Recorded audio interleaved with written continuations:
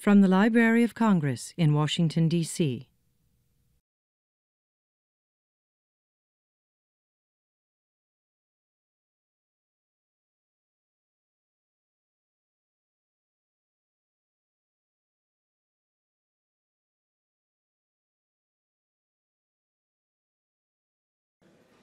My name is Ralph Ehrenberg. I'm Chief of the Geography and Map Division, Library of Congress. And it's my honor to introduce the Deputy Librarian of Congress, Robert Dysart.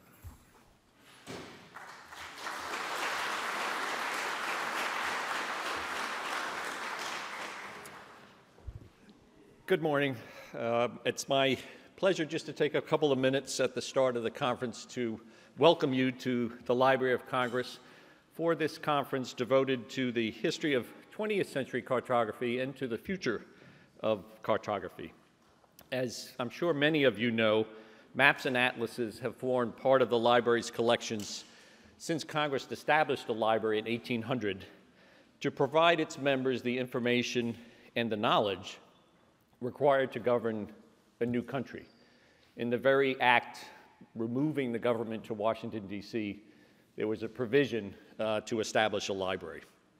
And you're in the results of that little provision right now. When you look back at the earliest days of the Library of Congress and the congressional discussions about a library, you see repeated references to books and maps, books and maps, books and maps. Maps were there from the very beginning. They were here from the very beginning. And I would note one of the first rules of the library was that while books could be loaned, maps were not to be removed from the library. You see that very emphatically too. During the past 2 centuries, an initial acquisition of 3 maps and an atlas has grown into a very diverse collection of 5.5 million maps, atlases, and geospatial data sets reaching back to the 13th century. The Library of Congress today, as it has in the past, is responding to the changes and challenges in cartography as it becomes more and more dominated by developments in geographic information systems and visualization tools that have advanced spatial analysis and mapping in ways that few would have predicted 2 or 3 decades ago. We here at the library are currently collecting vast amounts of digital geographic data from all over the world, especially for those hotspots that continue to drive questions of foreign policy, armed conflict, and natural disasters. I just mentioned the emphasis on maps in the congressional arena at the very start of the library, and I can see and I expect that the capabilities of today's cartography will play an increasingly important role in the national legislative process. There are tremendous opportunities for cartography to help in the legislative process here on Capitol Hill. Let me also take this opportunity to mention a couple of current items of note in the Geography and Map Division that I know you're interested in, I think. First, the division's research center in the library's Madison building is currently being completely renovated. Upgrades will include high-end GIS workstations that will provide our patrons with this digital data, an interactive, digitally connected seminar room for study groups, and a public lecture area designed specifically for presentations devoted to geography and cartography. That work is going on right as we speak, and hopefully will be completed in the next few months. Second, the Congress has funded, and we're nearing completion of construction of a secured storage facility in the Geography and Map Division for our extensive collection of rare atlases. I will also note that we are working in a coordinated effort to strengthen our GIS capabilities across the library, as there are so many of our divisions and offices here that can use that capability and need that capability in their own work. Over the next 2 days, you will hear about the modern history of cartography. You will get a close-up view of how we arrived at this moment in the long history of map making, and learn from the scholars gathered here about the cartographers, scientists, engineers, geographers, and visionaries who turned the field into what it is today. More importantly, perhaps, you will also hear about the future of map making and how geographic analysis is changing how we picture and analyze our world, and how these tools provide insights into the complex problems facing an increasingly globalized world. Before I close, I also want to take an opportunity to thank the Phillips Map Society of the Library of Congress for co-sponsoring this event with the Geography and Map Division. The Phillips Society has been a tremendous asset to the library since its establishment in 1995 as the Geography and Maps Division's friends group. We encourage your participation in your nation's library through support of the Phillips Society. And I just, again, welcome you to the library. It really is our pleasure to have you here for the conference. Thank you. Enjoy.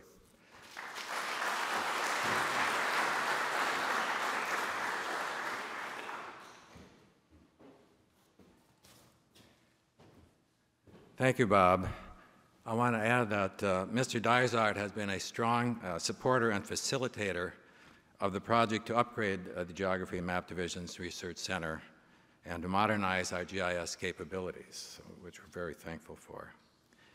I also join Mr. Dysart in thanking the Lee Phillips Society of the Library of Congress for its funding of this conference. The Society was established in 1995, as Mr. Dysart mentioned, as the Geography and Map Division's national support group for the purpose of stimulating interest in the library's cartographic holdings and to further develop its collections through financial donations, gifts, and bequests. It is named in honor of the first and longest tenured chief of the Geography and Map Division. From 1897 to 1924, Phillips developed the practices and procedures for acquiring, arranging, and cataloging the library's cartographic materials that provided the basis for policies that are still followed by the division. Since the establishment of the Society, its members have donated nearly $1 million to the division, funds that have been used to host conferences such as this, purchase rare maps, publish a quarterly newsletter, and print a scholarly series of occasional papers that focus on the history of cartography. The Society has also recently supported the publication of an atlas of our Chinese map collection with the Academy Sinica in Taipei, which is available for examination in our auditorium's lobby.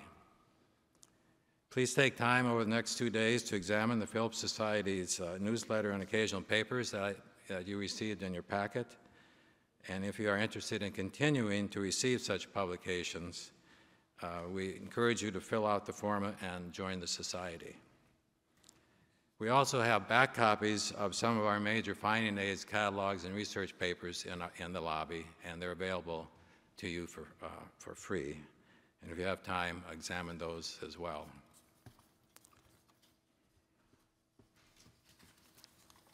We'll begin the official program now.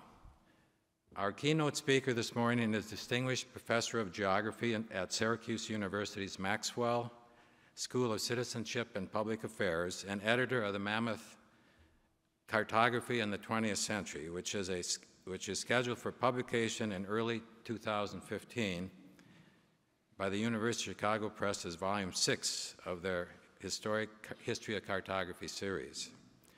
Most of you probably know our speaker through one or more of his scholarly books with provocative titles such as that range from How to Lie with Maps, Air Apparent, How Meteorologists Learn the Map, Predict, and Dramatize Weather, and No Dig, No Fly, No Go, How Maps Restrict and Control. Our speaker has been editor of the American Cartographer, president of the American Cartographic Association, and advisor to the National Research Council and the U.S. Environmental Protection Agency, and an academic member of the Lee Phillips Society Steering Committee. Please welcome Mark Monmonier, who will speak on the 20th century as an era in map history, tipping point, or merely distinctive. Mark.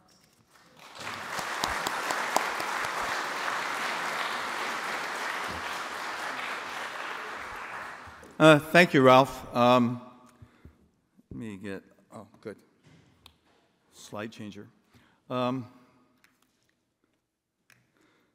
This talk has gone through kind of a yo-yo revision sequence. 3 weeks ago, I went out to Madison, Wisconsin for the semi-annual editors meeting for the History of Cartography volumes. And as soon as I got there, I developed what might have been a seasonal allergy, or it might have been a cold, or it might have been a virus. It was a froggy throat, and it's lingered. And 2 weeks ago, I saw my physician about another matter, and she said, well, it'll probably go away. We're not really certain. Then it didn't go away after trying a week of saline nasal drops, and she prescribed a 5-day sequence of antibiotics, figuring that at this point, with the conference coming up, it might be good to try anything. And apparently it worked, except this morning I didn't get breakfast and didn't get coffee, and I'm mildly dehydrated. So anything goes. Anyway, I said that the speech, it was, John Hessler said, try for something maybe between 40 and 45 minutes. And I figured with a raspy voice, you don't want to listen to me too long. So I shortened it a bit. And then I sort of got a little bit better, and I made it longer, and then, sort of up and down. So it's not quite as long as it was. Any event. Good morning. Despite deep roots in the mapping practices of the 19th century and earlier eras, the period 1900 through 2000 was a distinct and coherent era in cartographic history, characterized by 6 themes that together revolutionized both the form and the use of maps. The first of these themes is the diverse impacts of mapping on society, whether driven by technology, state formation, imperialism, or other forces. Mapping assumed new and greatly enhanced roles in the 20th century, notably in entertainment, environmental protection, growth management, weather prediction, hazard mitigation, and other areas with clear social impact. Dramatic change is most notably apparent in the transition from paper to digital media, and in related changes in data acquisition, map compilation, representation, and dissemination.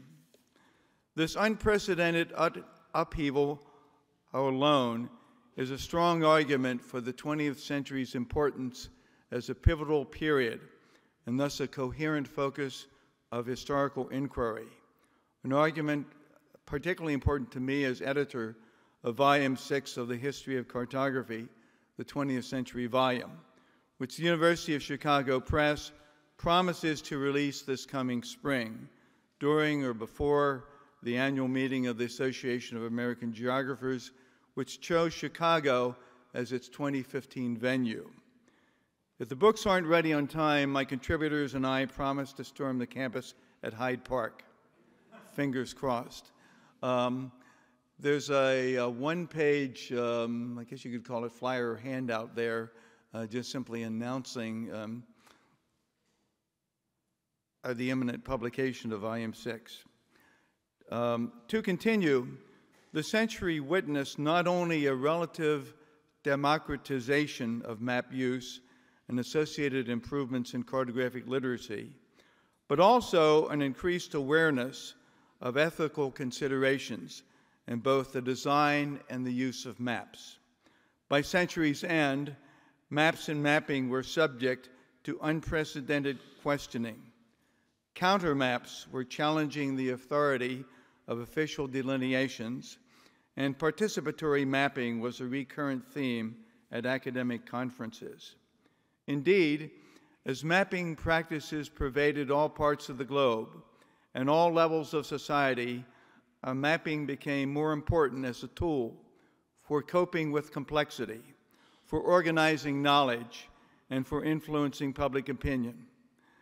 and scholars recognize the need, belatedly perhaps, for a critical appraisal of the use, the misuse, and the effectiveness of maps for exploration, regulation, management, planning, and persuasion.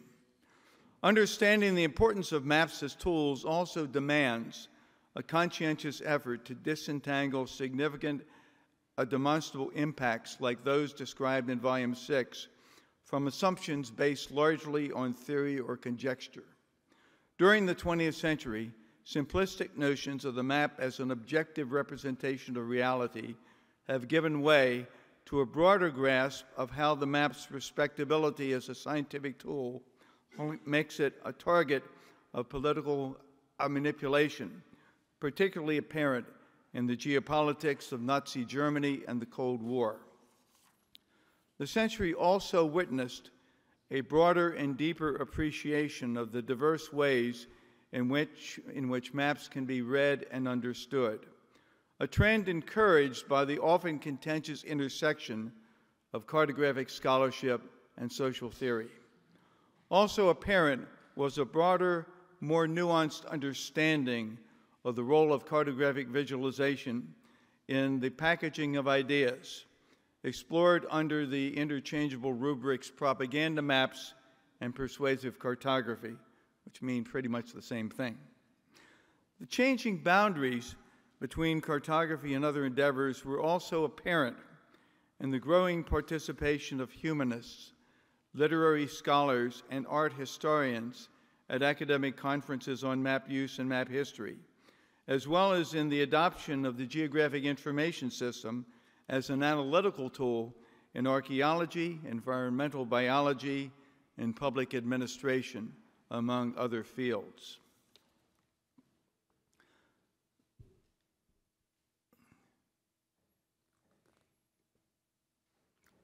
The second key theme is overhead imaging.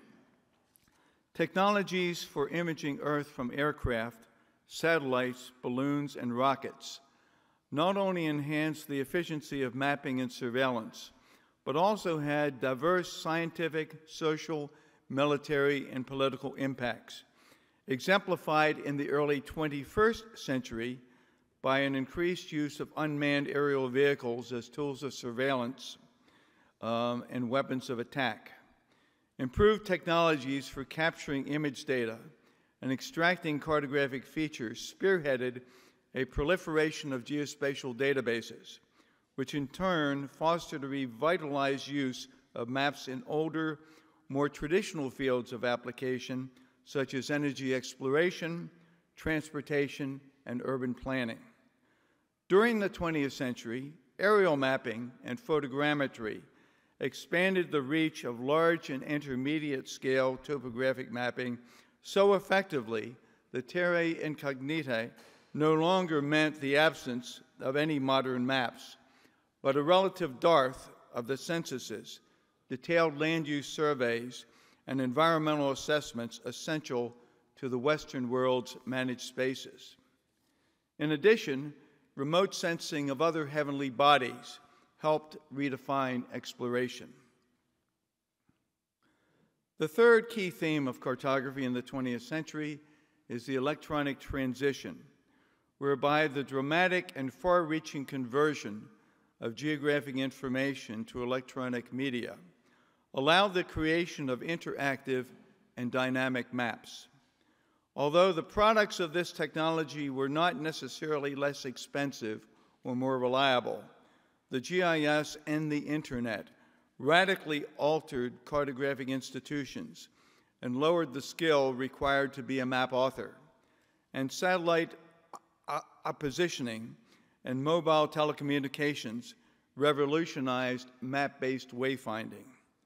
Moreover, web-based technology not only undermined the traditional role of the state in topographic mapping, but also made zooming in and out a widely pervasive and intrinsically interactive means of changing map scale, an extension to everyday use of the elegant but static bird's eye views that had begun to proliferate in the 19th century. Connections with earlier periods of map history are also apparent in the increased role of government in collecting, mapping, and using scientific data, the heightened concern for data quality, the rise and decline of truly mass production in the 20th century, and the conflation of geographical, thematic, and topographic mapping, whereby users could toggle between different layers or coverages while interactively manipulating map scale. Astute implementation of digital technologies, though never straightforward and far from complete by century's end, had moved cartography farther beyond description and delineation and closer to the more ambitious goals of seeing and knowing. The fourth key theme is maps and warfare. Noteworthy because the long-standing relationship between cartography and warfare became ever more prominent in the 20th century. Along with the greater efficacy of precisely targeted cruise missiles and the trickle-down of military technology into civilian applications, this development brought impulsive aggression, the diversion of funds from beneficial public investment, and a reduced reliance on diplomacy. Accompanying this technology-inspired reconfiguration of military mapping were new notions of territory that a nation-state might claim, as well as new prohibitive cartographies to protect those claims. Chief among these prohibitive genres is aeronautical charting, which arose during the 20th century to produce, reproduce, and regulate navigable airspace, and later became a defensive strategy through the declaration of no-fly zones, actively enforced in some cases, but largely rhetorical in others. Radar, a new mapping tool adept at tracking aircraft, became a strategy for enforcing other kinds of no-fly zones, including airspace restrictions above coastal waters and dynamic temporary flight restrictions, TFRs, that could emerge or expand suddenly in accord with the movements of top officials. The growth of prohibitive cartography during the 20th century is also apparent in increased maritime restrictions, including the widening of most territorial seas from 3 to 12 nautical miles, and the delineation of exclusive economic zones, EEZs, which gave coastal nations new authority over fishing and subsurface mining with 200 nautical miles of their shoreline. The advent of offshore drilling and submarine warfare led to a broader, more intensive mapping of the seafloor, as well as the discovery of a multitude of seamounts, submarine volcanoes, which triggered a round of aggressive naming reminiscent of the 17th century. Mapping had an inevitable, if not indispensable, role in dividing the seas and shrinking international waters. New mapping technologies strengthened the bond between national defense and cartography and underscored the unintended consequences of technological innovation. Cold War fears of nuclear weapons and intercontinental ballistic missiles inspired the development of artificial satellites, useful not only for monitoring weapons development and launch sites, but also for mapping terrain and monitoring weather systems. More exact representations of the planet's shape and gravity anomalies, originally intended to guide intercontinental ballistic missiles toward precisely pinpointed targets, provided a more accurate geodetic framework for geographic information of all types, civilian as well as military. In addition, the prospect of low-altitude unmanned bombers, guided by the automated comparison of altimeter readings with onboard electronic terrain maps, led to digital elevation models which by century's end were supporting civilian applications as diverse as geographical mapping, landscape architecture, and commercial forestry.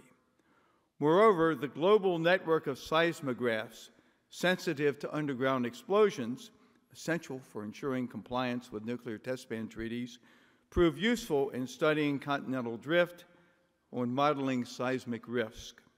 And finally, the Global Positioning System, or GPS, intended as a more reliable way to route cruise missiles, became a commonplace tool for navigation, field measurement, land survey, and location tracking. More on that later.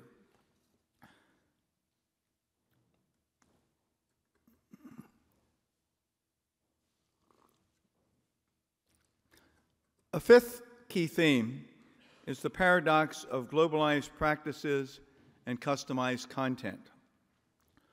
While the globalization of mapping technology and cartographic practice are diminished international differences among cartographic products, fuller customization of map design and content fostered a broader range of cartographic applications, an unprecedented diversity of map types, significant changes in the form and appearance of maps, and the increased prominence of maps in the mass media.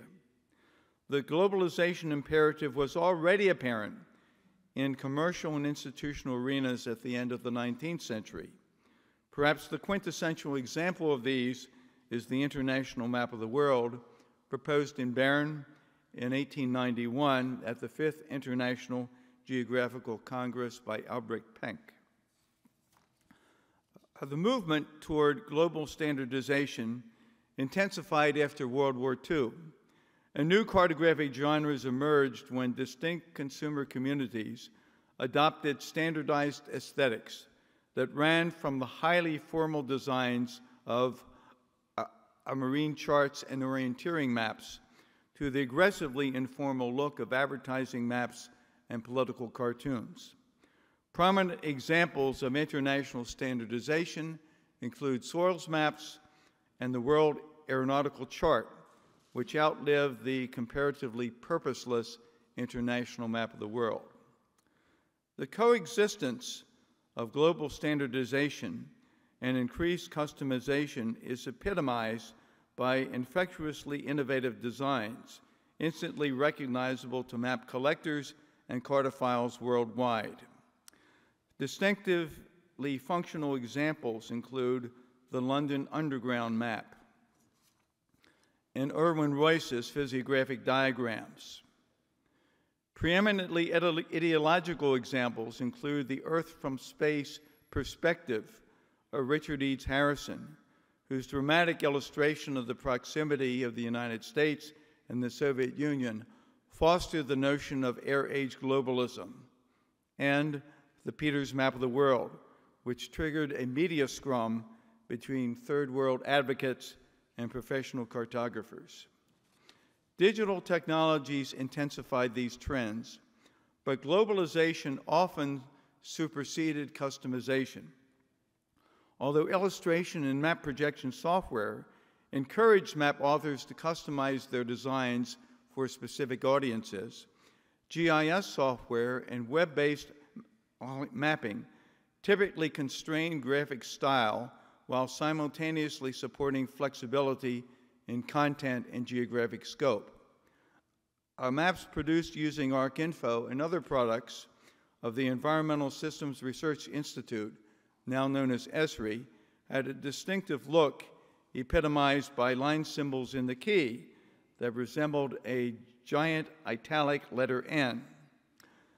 No less distinctive was MapQuest.com, which introduced millions of do-it-yourself online map makers to the interactive zoom-in, zoom-out graphic scale.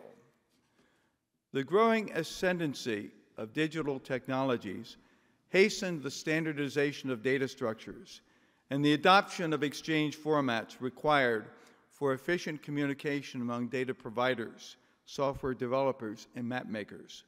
Stylistic homogeneity increased when new organizations emerged to promote data sharing, both internationally and within governments.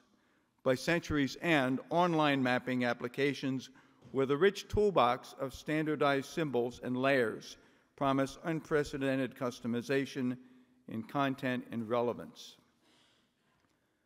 My sixth key theme is maps as tools of public administration.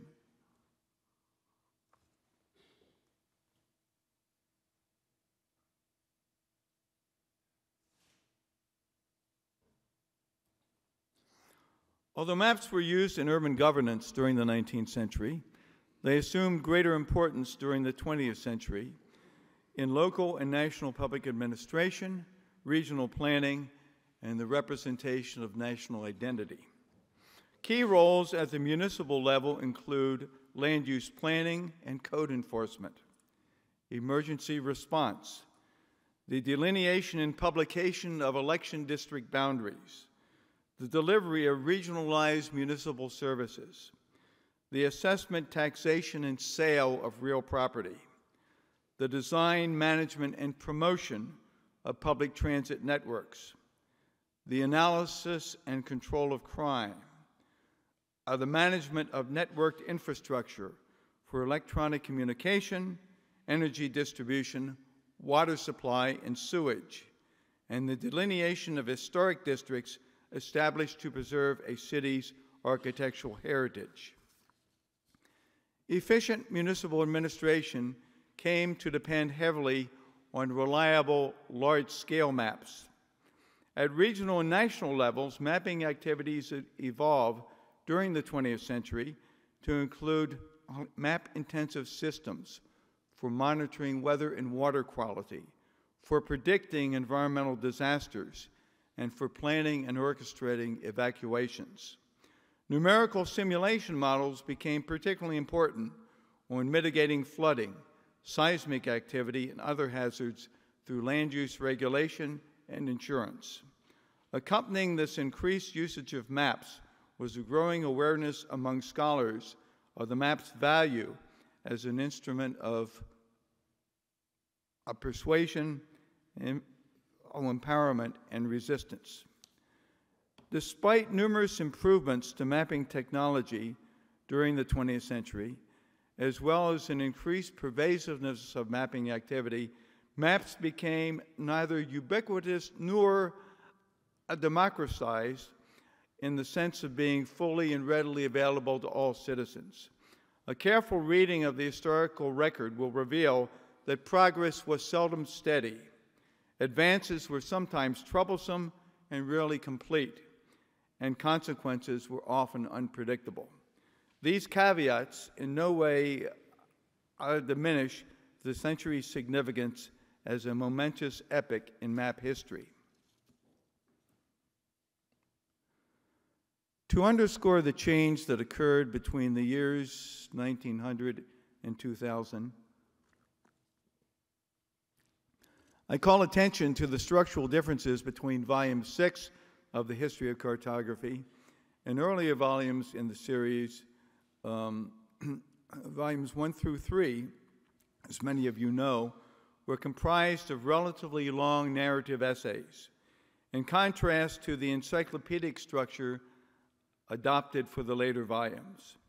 Because the history is primarily a reference work, the encyclopedic format is most efficient and also the most effective way to accommodate the explosion of mapping activity after 1650, roughly the beginning of the European Enlightenment.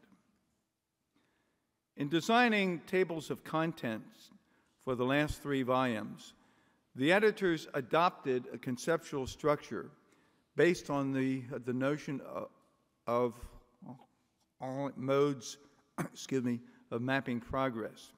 This notion of modes is based in turn on the belief that how maps are made and used, and to what ends, is arguably the most revealing basis for sorting cartographic artifacts into categories for historical analysis. Competing categorizations include map scale, which is both the linchpin of cartographic theory and a key characteristic of any map. Even so, categories based on scale are too coarse and internally varied to sustain a broad range of meaningful interpretations and conclusions. Similarly limited are categorizations based upon whether the map maker is a governmental or a private sector entity, whether the map is circulated on paper or electronically, or whether replicated images were copied by hand, engraved on copper plate or lithographic stone, or transferred photographically. Although the reproduction method leaves distinctive marks on the artifact, These differences in appearance are less socially and intellectually significant than differences among cartographic modes such as property mapping, marine charting, and geodetic surveying. The concept of cartographic modes was introduced by Matthew Edney in 1993 as a framework for studying the development of European cartography between 1500 and 1850, which includes the Age of Discovery and the rise of capitalism. His schema initially consisted of 9 modes of mapping practice. Excuse me.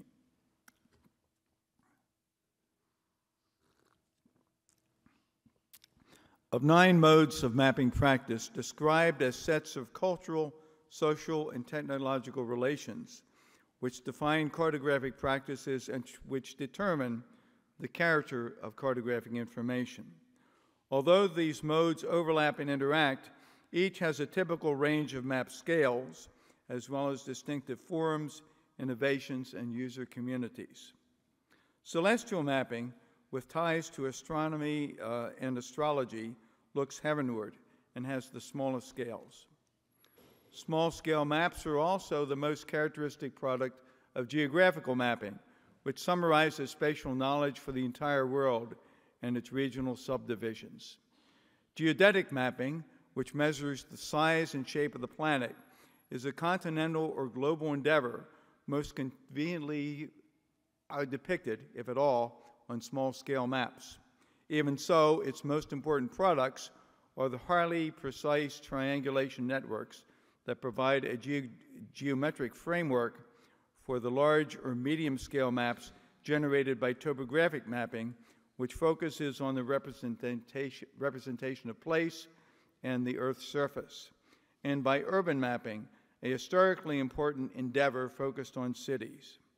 On measurement is no less basic to property mapping, which promotes land ownership with large-scale representations, and to boundary mapping, which delineates national territories and their provinces on medium or small-scale maps.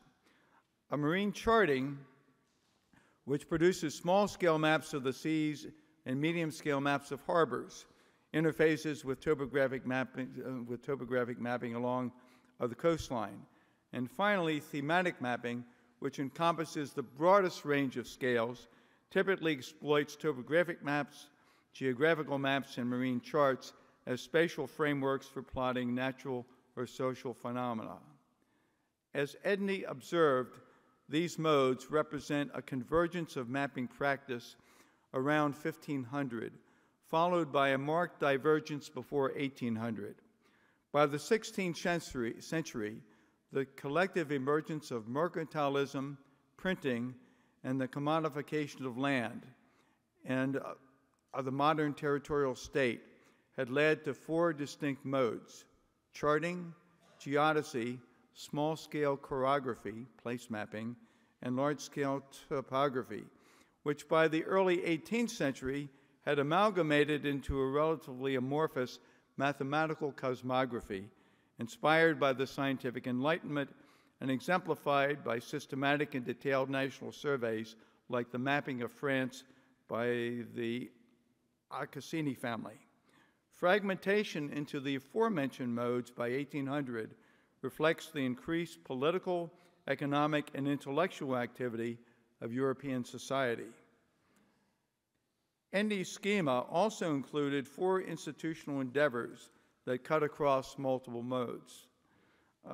Military cartography, for instance, employs geographical maps for strategic planning, topographic maps for tactical operations, and marine charts for naval activities. At local as well as provincial on national scales, administrative cartography intersects property mapping, thematic mapping, topographic mapping, and urban mapping. The map trade, which became map publishing after printing and engraving technologies vastly expanded the cartographic marketplace in the 16th century, encompasses the commercial distribution of maps of all types, and map collecting excuse me, by institutions and individuals brings together maps useful for military intelligence, general reference, and scholarly research. And in the 20th century in particular, antiquarian dealers have touted rare and merely old maps as aesthetically attractive investments. Technological advances in the 20th century required two additional modes of cartographic practice: overhead imaging, whereby aircraft and satellite platforms and diverse imaging technologies vastly increased cartographic coverage and content, and dynamic cartography, whereby interactive and animated displays offer comparatively complete and often engaging representations of temporal or complex phenomena. In addition, academic cartography emerged as a distinct institutional endeavor focused on the systematic scholarly study of not only the design and production of maps, but also the cultural connotations and societal impacts of mapping activities. Two overarching trends illustrate how the six aforementioned themes and these two new modes of cartographic practice characterize the distinctiveness of the 20th century. The second of these trends merits mention here, and if time and stamina were available, I would be pleased to cover it in greater detail. Its impacts are obvious to anyone who regularly watches television weather programs and to public officials or scientists concerned with coastal flooding, wildland fire, groundwater contamination, air pollution, or nuclear meltdown. It's important as a strategy for extending the map's time frame forward into the future. The first of these trends is more interesting to me as a social scientist and more germane to the notion of tipping point, the subtitle of this talk, insofar as the intensification of prohibitive cartography has obvious, if not ominous, sociocultural overtones. Maps intended to restrict movement or activity emerged as a distinct dimension of map use sometime after 1900, when they increased markedly in variety, pervasiveness, and impact. Although this intensification has roots in Roman property maps, partly intended to thwart trespass, any map with boundary lines delineating a territory as small as a farm or as large as a nation-state is fundamentally a restrictive map. Familiarity with these long-standing uses likely underlies an expectation that a wider, more intensive use of prohibitive maps would be understood and accepted. Factors underlying this expansion include advances in transportation technology and public administration, as well as an increased wariness of urban growth and hazardous geographical environments. Whereas maps portraying historic districts and marine protected areas are necessarily prohibitive, recreation maps, nautical charts, and other maps intended to facilitate access and travel often include restrictive elements. Prohibitive elements are now apparent in most of the cartographic modes and institutional practices. Property mapping, got ahead of myself.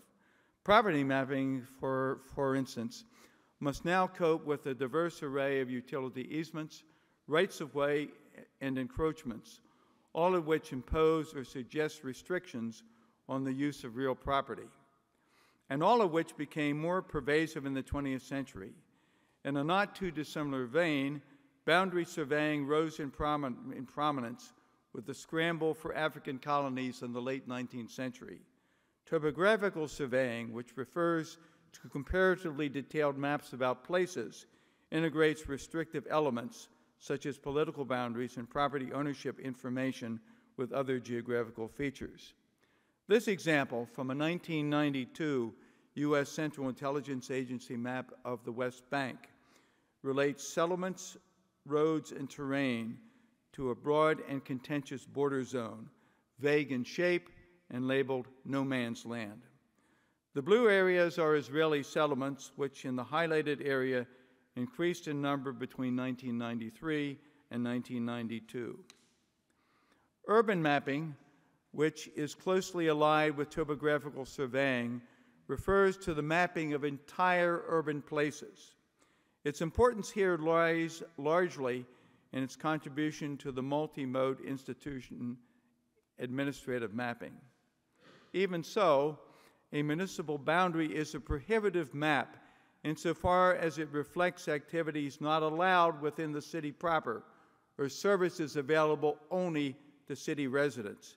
In this example, from a landmark decision by the United States Supreme Court, the justices ruled unanimously that a city could not redraw its boundary to exclude most of its African American residents. Geographical mapping refers to medium to small scale maps of regions or larger units, including the entire world. It thus includes wayfinding and travel maps, most notably the aeronautical chart, a distinctively 20th century innovation. Indeed, few prohibitive maps are as historically significant as the aeronautical chart. Before World War I, some European nations had equated the skies with the high seas, to which everyone had unimpeded access. But by war's end, airspace sovereignty was largely linked to national boundaries. This is one of numerous instances of what I call borrowed borders, repurposed borders. Formal prohibitions did not appear on U.S. aeronautical charts until the late 1920s. This slide shows the symbols sanctioned by the U.S. Coast and Geodetic Survey, which was assigned responsibility for federal aeronautical charting in 1926. Prohibited airspace was represented in red by a pattern of closely spaced diagonal lines. Here's an excerpt from a 1935 sectional chart that shows a vast restricted area over the upper Chesapeake Bay, downrange from the Army's Aberdeen Proving Grounds and Firing Range, a primary center for developing and testing ordnance. Safety was a greater concern than espionage. As the century progressed, aeronautical charts evolved to include dynamic maps showing temporary restrictions in the vicinity of special events, such as air shows, as well as the mountain retreat at Camp David when the president was in residence. Complex and often ephemeral restrictions embedded in contemporary aeronautical charts reflect a historically significant transition of the map as a tool for exploration, discovery, and navigation to maps as comparatively complex instruments with roles that include public safety, growth management, and environmental protection. Thematic mapping, which refers to the compilation of medium to small-scale distribution maps for physical and social phenomena, includes census maps and geologic maps, which provide a basis for cartographic restrictions embodied in land use zoning and floodplain management. In seismically active parts of the United States, fault lines taken from geologic maps were repurposed for regulating land use.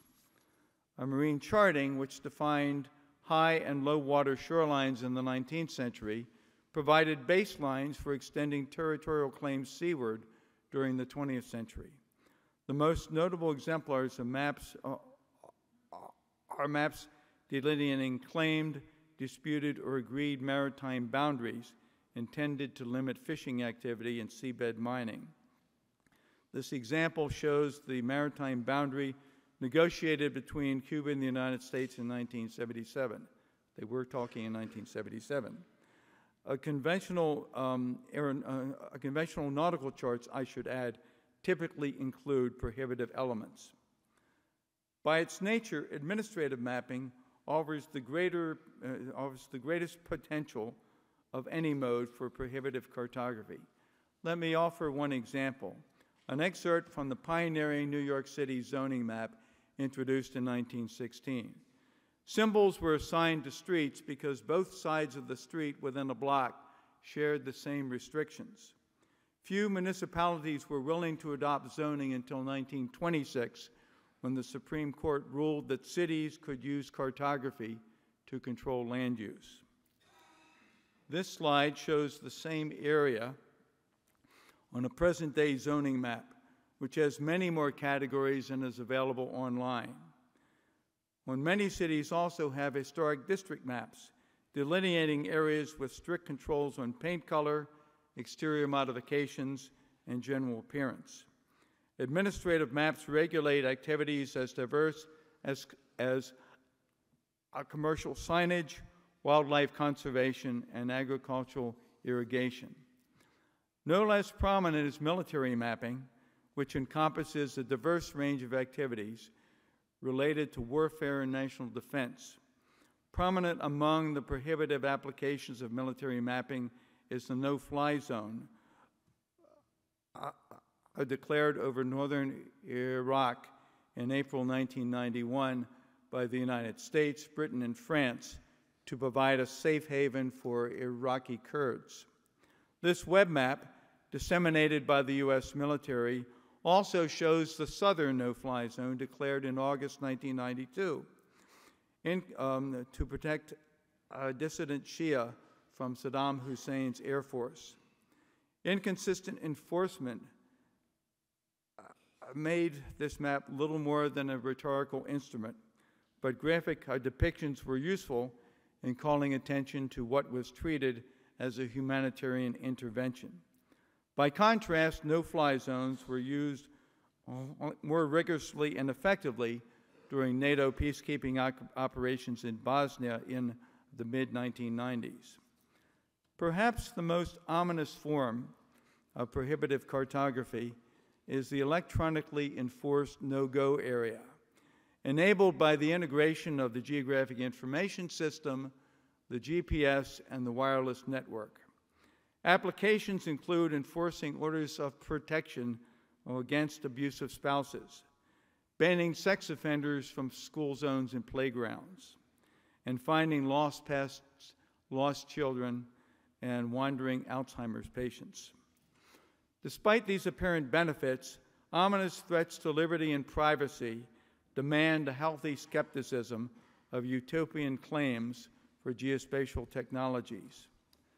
To sum up, the 100-year period that started in 1900 witnessed a cartographic revolution as dramatic as that inspired by the invention of printing or the development of scientific instruments and applied mathematics. Whether these changes collectively make the 20th century, or at least its last third, a tipping point, is problematic insofar as it is hardly clear whether the tilt is toward greatly enhanced personal freedom, massively increased government or corporate control, or a blurred commingling of maps with other forms of information and technology. But the potential is here, surely, for the map, broadly defined, to become more than just a rhetorical or representational means of control. Thank you.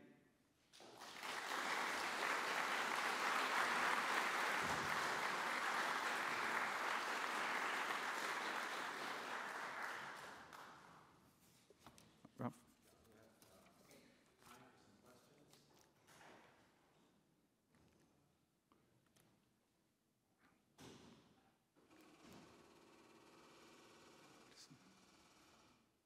What's that?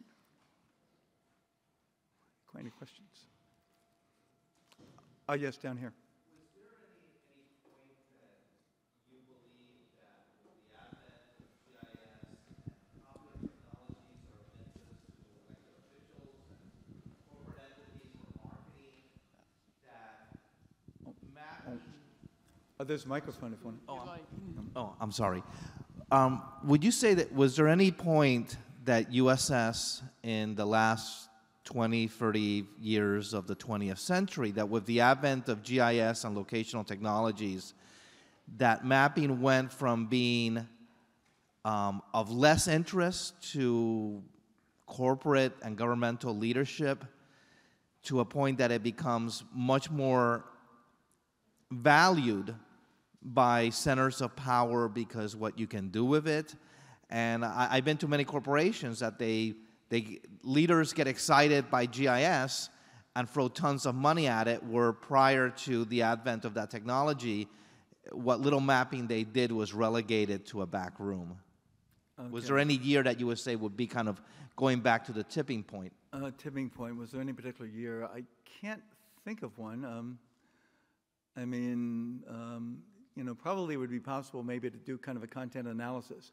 But you're talking about a situation in which, I'm not certain I fully understand the question, but there's a situation where they had been very much interested in geographic information, and they became less interested in it, or they became more interested in it as a means of our control. If you can elaborate a little bit on that, I'd appreciate it. An example might help. Hello. For instance, when I was a student in the early 80s and for the mid 80s, it didn't seem to be a lot of interest across the university. In the early 2000s, in my job, I visited many universities across the country, and departments from archaeology to biology were grabbing on to GIS and geographic technologies because they saw it as a powerful tool and interesting thing, which it was before. GIS is just a tool. Yeah. It's not an end in its end, but people who are not that familiar into geography and cartography, kind of their eyes lit up, and they started throwing a lot of money at it. And I saw the same thing also in several corporate spheres, which I didn't see back in the 70s or 80s. Well, this certainly did take universities by storm, very definitely starting in the early 1990s. And I don't really think that the enthusiasm for it has lessened into the 21st century. You probably might find some instances where there might have been a disillusionment, maybe because it was oversold, but I think for every instance of that, you probably would find new applications.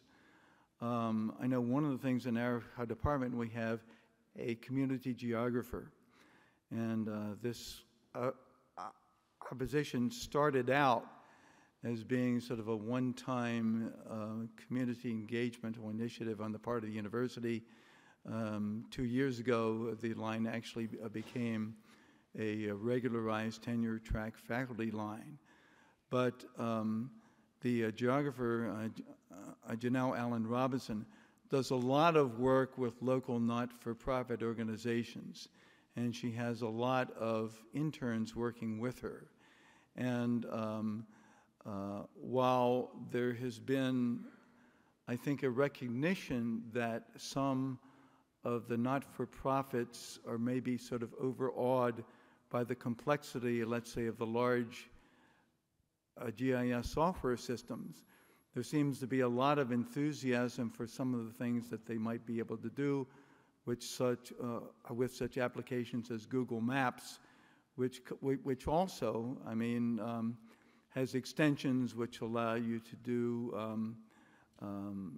address mapping, and you can go from address maps to dot distribution maps. And I think this technology is going to be with us for a long time. In the corporate world, it has become incredibly valuable, especially when linked with GPS. And when I think, let's say, of organizations like UPS or FedEx, would use it to keep track of their trucks, to keep track of when packages are delivered, to also keep track of how many turns the driver makes and try to create optimized routes. Now, whether this kind of application is going to reach some kind of a plateau, I think that it will at some point. My general sense is that we're not there yet. I don't think we're going to see anything like this. Does that help? Yes, thank you very much. Okay. Other questions? Okay. My name is George Shalou. My question is, you've spent a lot of time preparing for this keynote address. I would like to have your answer tipping point or merely distinctive. Your answer to the question. Wait a minute. My answer to the question of the tipping point. You're not going to like this answer, as I don't know.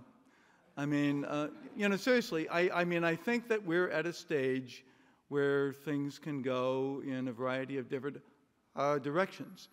If you want to get, a very Orwellian scenario, I can foresee a situation in which human beings are chipped, okay? And I think they might voluntarily buy into this because there would be lots of advantages. It's a technology which could be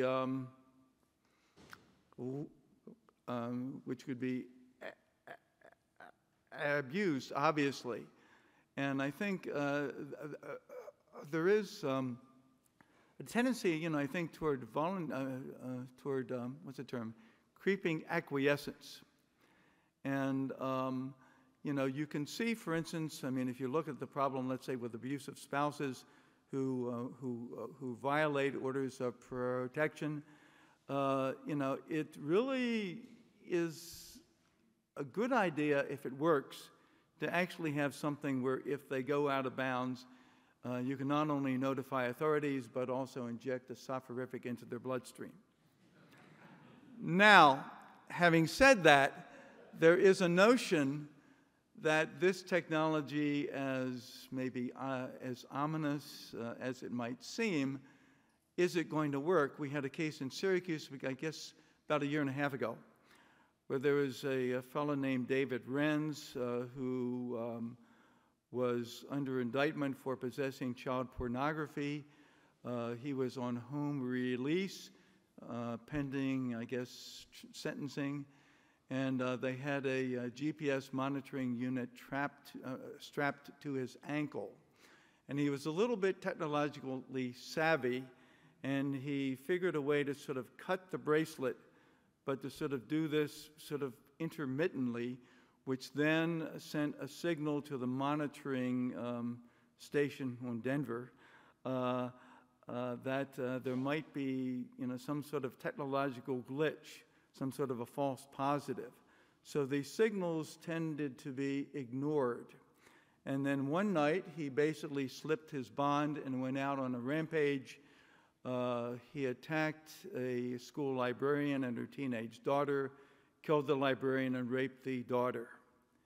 And, this caused a big scandal, obviously, with the federal district attorney, the federal attorney's office, which was responsible for this monitoring and for the firm involved.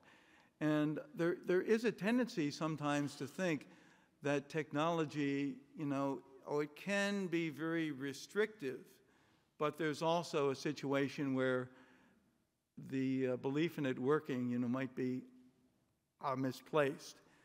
In some cases, it can be an electronic Maginot Line.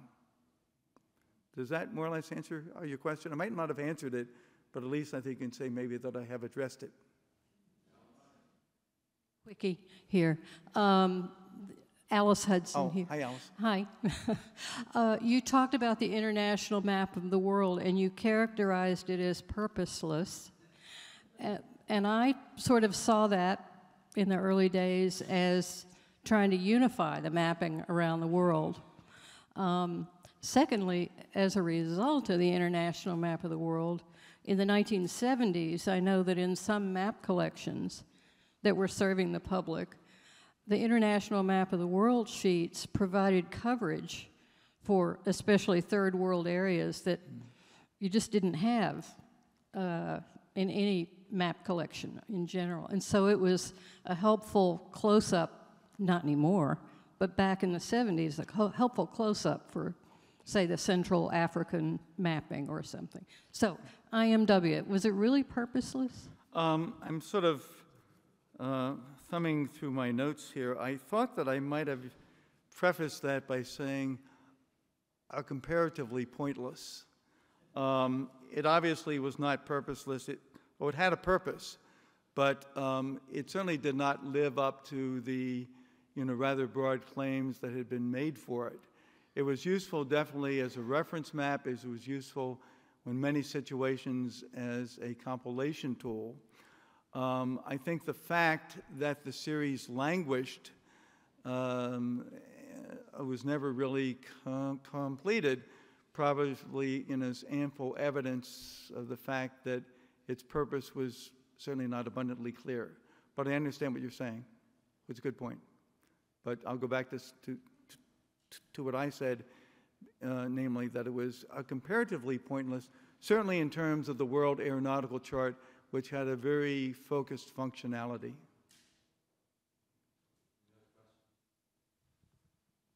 Mark, can you talk a few minutes about the history of cartography, the history of the 20th century, how it was put together, how you chose the themes, the number of members, about the production end of it?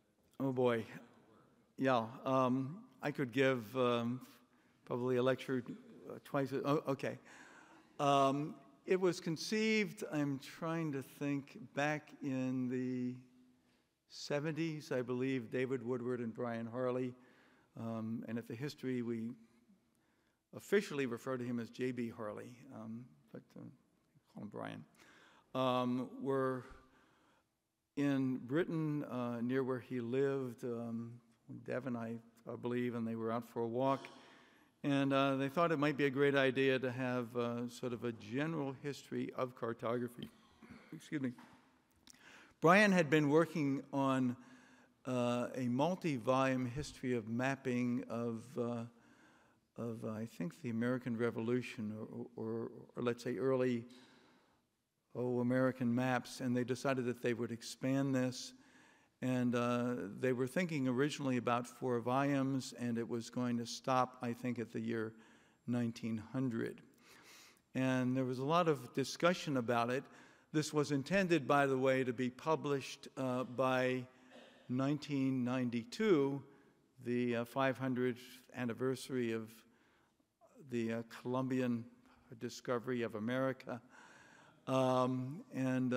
That probably was an ominous sign that this project is going to take way too long. They started with Volume 1. When was Volume 1 published? I keep these figures. I think 1987. Somehow that date sticks in my mind. And that certainly set the general format for the narrative essays. And Brian's introductory essay there, I think, establish a revolutionizing sort of framework or statement about what the history of cartography might do. They realized at this point that, oh boy, we really had not been planning on anything to cover the lesser developed world. And they, in the process of compiling Volume 1, they identified a number of scholars that would allow them to expand coverage to a greater part of the world. And this became Volume 2, but Volume 2 became not just one book. I mean, Volume 1 is about maybe yay thick. Volume 2 is 3 books, one relatively large, including, Africa, or indigenous societies, or indigenous societies in the America, certainly Asia. I mean, this became, huge. And then Brian had a heart attack, I think, in 1995, and he was out of the picture. And David decided to plow forward with Volume 3.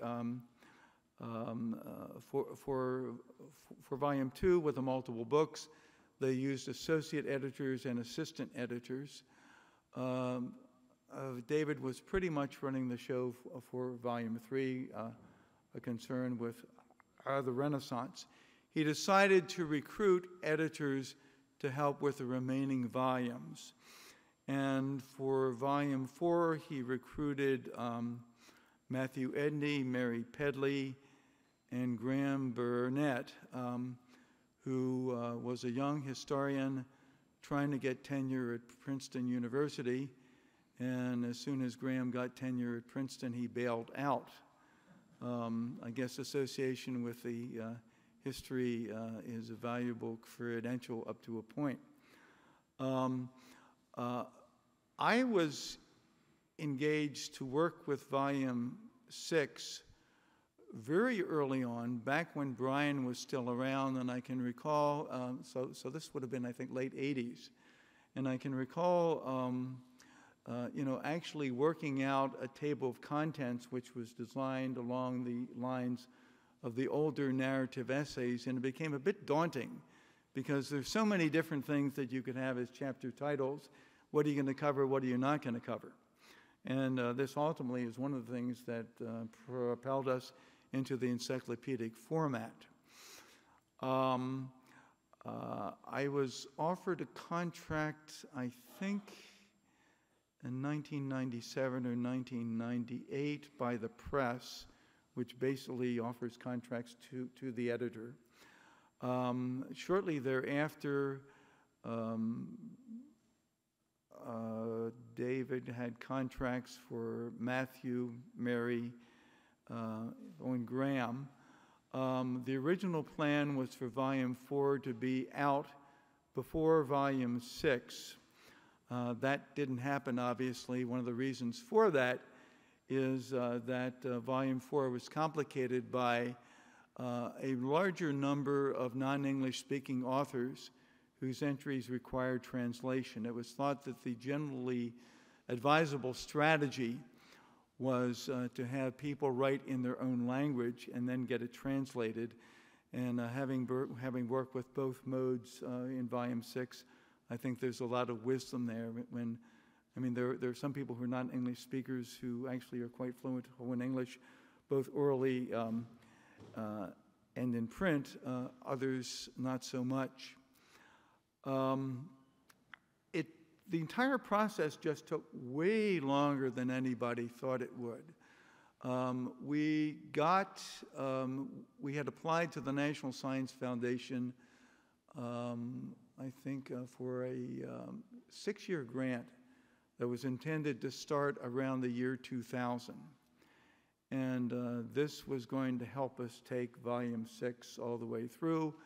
Volume 6 was figured to be more closely allied with the National Science Foundation, whereas volume 4 more closely allied with the National Endowment for the Humanities.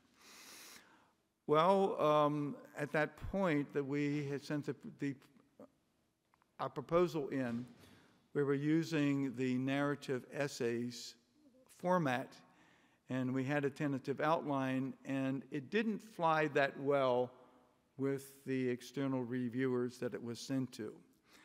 And that looked like a setback, and one concern was, well, how many people are there really out there who could really help and write the history of cartography in the 20th century?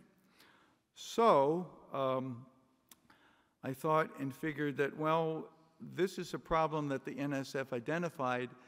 I looked at what the NCGIA was doing at the University of Maine, State University of New York at Buffalo, and most importantly, UC Santa Barbara, where they had run a number of initiatives. And I thought that it would be maybe possible for the NSF to sponsor something called the Exploratory Essays Initiative. And the idea here was to attract 11 scholars who would be recruited to write 10,000-word essays on some aspect of the history of cartography in the 20th century, and to recruit, in some cases, people who really had not had much experience in writing cartographic history.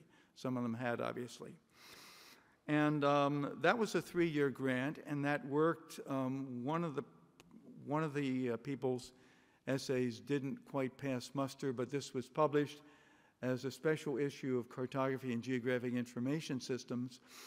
In the process of doing this, we realized, and I say we, David and myself, when Matthew and Mary realized that there's no way in which we can do the last 3 volumes using the narrative essays model. The history of cartography is way too varied.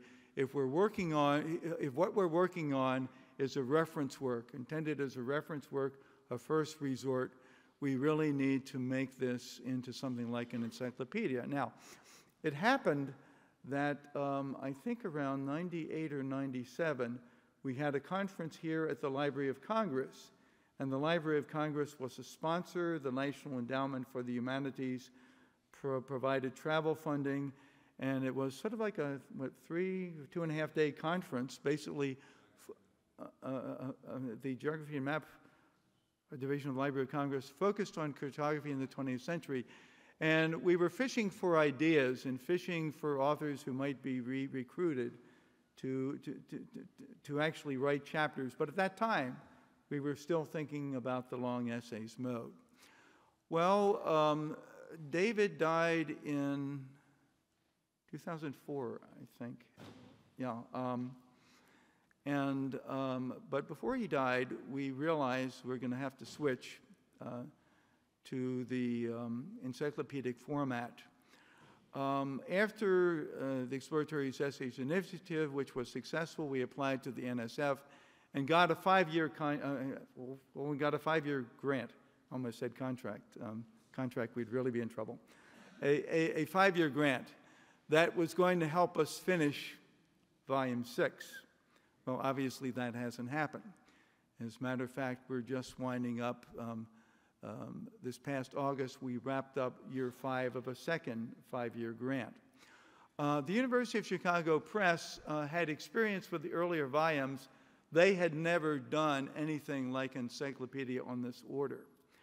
There was a reference editor, Linda Halverson, who had had some experience. She had worked with Oxford University Press, and she was extremely helpful to us in devising something called hierarchically oriented conceptual clusters. And this basically is a theory that enabled us to try to identify clusters of topics. And one of the rationales in doing this was to sort of lay the whole thing out, also building this on Matthew Edney's modes of mapping practice. And one of the things this helped us do was to try to recognize gaps and also to recognize viable entry titles for the history itself. We began to issue invitations to write for the encyclopedia in 2006. And I can recall we had an electronic system set up to generate paper letters of invitation. And we were using FileMaker Pro to keep track of both the entries and the authors. There was what was called the contributor side of the database and the entry side of the database. And this database, if you ever have to start with something like this, I would start with Excel myself. It's much more user-friendly, much more controllable. This system, when we got it going, was extremely valuable, but they had to go out twice to get a consultant to actually make the thing work. And we decided that the first invitations would go out to contributors who would be asked to write the shorter 500-word entries plus any additional ones. And we were sending them paper letters of invitation. And the system wasn't quite ready. So basically, I had a template, and I had a file with addresses, and I copy-pasted in, and I generated these on letterhead, and one marathon afternoon did a lot of folding of papers and stuffing of envelopes and pasting of stamps. We really, if you try something like this with no experience, we had thought that we would be able to get support for a full-time editorial coordinator at Syracuse, a full-time line. And this was advertised through the University Human Resources Office. And David was reasonably confident that some high-tech firms would be able to support lines like this for Volume 4, Volume 5, and Volume 6, and that support never came forth. It's very difficult to get people to contribute to all historical projects. Where would we be without the NSF? Lord knows.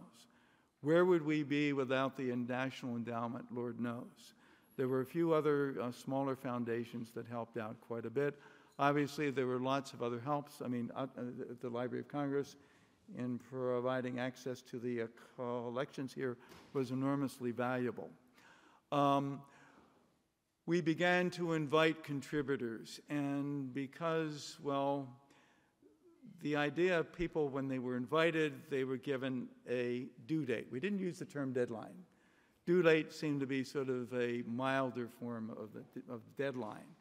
Well, it turned out that some of the entries started arriving. I never did get a release time to work on the thing, so I had a full 2 course in the fall, 2 course in the spring teaching load. We did get funding for a graduate assistant, which was helpful. But when the entries started arriving, we realized, among other things, that the prose was not quite always as pristine as we would like. So this required a lot of rewriting.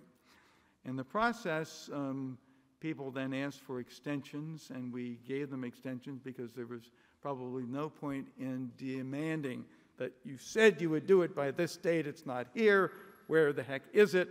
So we got extensions, and basically things began to run on and on and on and on. Eventually 529. And authors, over 300 contributors and co-contributors. And when you're working with that many different authors, it becomes a complicated operation. And, okay, yeah, anyway, so I think I sort of filled my time. You did. Okay, Ralph. Thank you very much. Well, thanks for the question, Ralph. I appreciate it.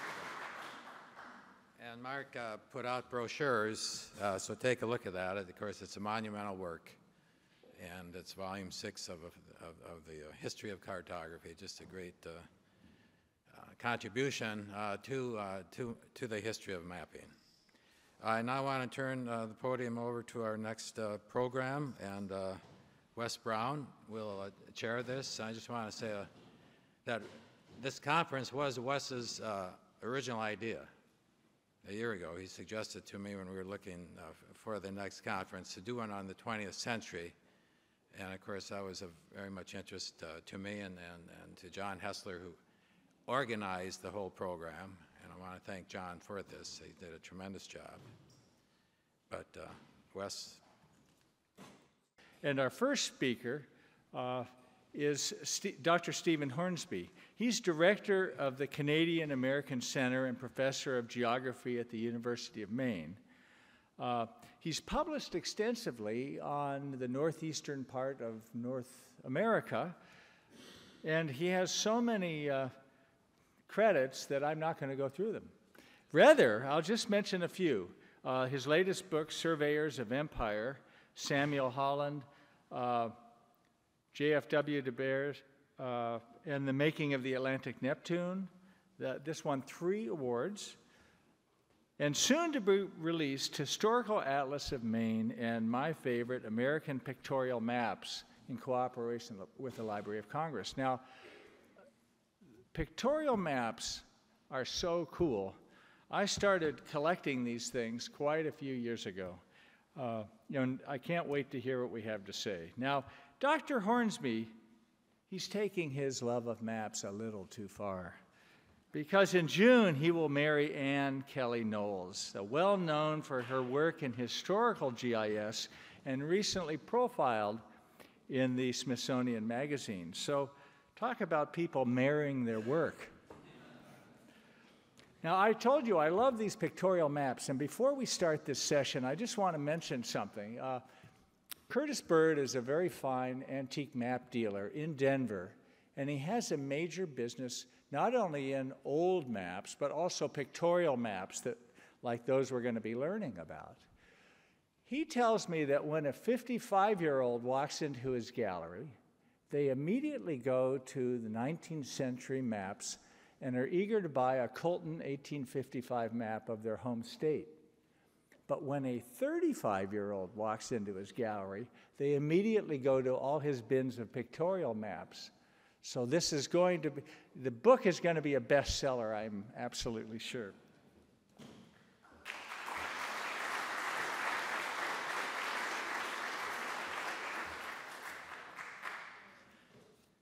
Well, good morning, and thank you, Wes, for that wonderful introduction, and thank you, too, to Ralph Ehrenberg for the invitation to talk to you this morning about really a passion of mine, as it is with Wes, American pictorial maps.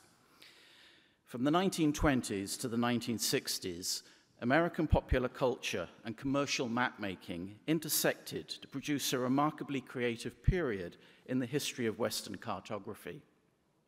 During those years, dozens of graphic artists and cartographers created hundreds of pictorial maps depicting the history, geography, and culture of the United States and lands overseas. No other country produced the quantity, quality, and variety of pictorial maps as the United States. Although now relatively unknown, pictorial maps were immensely popular during their heyday, decorating homes, schools, and clubs, and appearing in books, magazines, and newspapers. The maps reflected American culture, capturing the dynamism of the nation's burgeoning skyscraper cities, great industrial factories, and streamlined locomotives, airplanes, and automobiles, as well as portraying the country's fascination with its colonial and early Republican past. Pictorial maps also displayed advances in printing technology, particularly color lithography, and showcased the talents and originality of some of the nation's leading graphic artists. By the Second World War, pictorial maps had created a powerful visual image of the United States and were beginning to reimagine the look of the world for a mass consumer audience. A great range of map makers designed and produced pictorial maps during this golden age of popular cartography. Staff cartographers at the nation's large map publishing houses such as Rand McNally, General Drafting, and National Geographic created many pictorial maps. But graphic artists and cartographers working on their own or for commission produced significant numbers. Some of these artists, such as Rockwell Kent and Everett Henry, enjoyed considerable success, but many labored in relative obscurity, their work hardly known today. Among these artists were Jack Atherton, Arthur Suki, and George Anand. And here we have a picture of George Anand taken in the early 1940s. As you can see, he's at his drafting table, and he's living in downtown Manhattan. He rarely smoked cigars. I was being told by his daughter that on this occasion it was a time of celebration. He just produced a map, and the people who commissioned it were delighted with it and gave him a cigar, which is why he's puffing on the cigar in this picture. Now, women too made pictorial maps, probably the first time in Western cartography that they played such a significant creative role. Among notable women pictorial map makers were Louise Jefferson, Ilonka Karatz, Elizabeth Shurtleff, and Ruth Taylor White. Unlike staff cartographers working at the large American map publishers, graphic artists were not bound to the strict conventions of scientific mapping. Many of them did a variety of work, ranging from commercial advertising to book illustration, and felt free to experiment with design, content, and scale in their maps. They also drew on several diverse cartographic traditions and artistic movements, including late medieval maps. This is the Decellier world map of about 1550, with their depictions of mythological peoples and animals. American bird's eye views, with their oblique perspectives. This is about 1920, a bird's eye of Fresno County, but look carefully and you'll see that the publisher has called it a pictorial map of Fresno County. Also, MacDonald Gill's influential maps for the London Underground. This is his famous Wonderground map of 1914. This copy is in the Newbury Library, and the Wonderground map is generally considered to be the most influential pictorial map ever created. Also, commercial advertising posters with their bold designs. And finally, Art Deco with its simplifying patterns and vibrant colors. This is the outside of the Edison building in downtown Los Angeles, seeing these muscular figures, typical of Art Deco. And at the bottom, you can see the chevron pattern, if I can, there we go. Down here is a chevron pattern, which will appear in numerous pictorial maps of this period. Now, a reconnaissance of several major map collections, particularly the Ethel M. Fair and Muriel H. Parry collections here in the Geography and Map Division, Library of Congress, suggests that pictorial maps can be grouped into 6 partially overlapping categories: maps to amuse, maps to instruct, maps of place and region, maps for industry, maps for war, and maps for post-war America.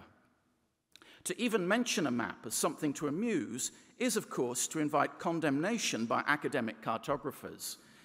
Nevertheless, many pictorial maps contained humorous scenes and characters directly influenced by American comics and cartoons. Walt Disney created several pictorial maps, including Dixon's Mickey Mouse map of the United States, which was sold with a Dixon Crucible pencil box as a means of promoting Mickey, Donald, and Goofy to children. And perhaps some of you, when you were young, had this pencil box with this map in it. The Lindgren brothers of Spokane, Washington, produced a range of hysterical maps of the Western National Parks, some of them eventually simplified as decals for automobile tourists who visited the parks. And here we see Yellowstone has now been simplified down to a decal. Bragg maps, such as this one of Texas from the 1950s, were also common. And you'll notice the jackrabbit waving the Texan flag atop the totem pole at the north of Canada there. Maps have long had a didactic purpose, and pictorial maps were commonly used to instruct. The Graphic History Association of New York, publisher of Elizabeth Shurtleff's Picture History Maps, proclaimed in its brochure, "When you travel, you'll get there by following a good road map, but it won't be much of a trip if you see no more than those hard black road map lines. Take a graphic history map with you. It will make the country come alive with all the glamour of history and legend. See history as you go." The colonial revival movement of the 1920s and 30s spurred the production of numerous historical maps. In 1932, for example, Washington Cathedral marked the bicentenary of George Washington's birth by commissioning Ernest Clegg to make this map of Washington's Virginia. So great was the popular historical impulse that the Mentholatum Company, those are the people who produce those menthol rubs and so forth, hired Robert T. Aitchison to produce maps showing the history of American states. Mentholatum dedicated, I quote, "this historical compilation to the people of Wisconsin in appreciation of their continued loyalty to Mentholatum. School class quantities, 10 or more, 10 cents each, complimentary copies to school teachers." Charitable organizations, such as the Council Against Intolerance in America, also produce maps to educate children and adults about social and cultural history. And on this wonderful map that's in the Library of Congress, the ribbons are showing the founding peoples and immigrant groups that have made the United States. And a subgenre of literary maps also developed and has been well surveyed in the Library of Congress's Language of the Land. Pictorial maps of place and region reflected the strong currents of regionalism in the United States in the 1920s and 1930s and played to local, regional, and state pride. Among hundreds of maps produced at these different scales was Arthur Suki's map of Miami, its radiant sun capturing the Art Deco mood of the city.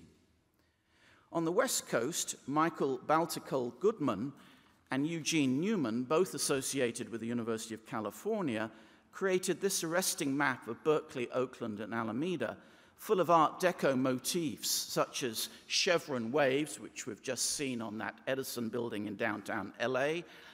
We also have electric winds in the three corners there, and if you look somewhere in the backwoods behind Berkeley, there's a leaping deer, which is a classic Art Deco motif coming out of the decorative arts exhibit in Paris in 1925. Numerous maps were made of New York, none so ethereal as Melanie Leonard's New York in the Air, or Super Manhattan.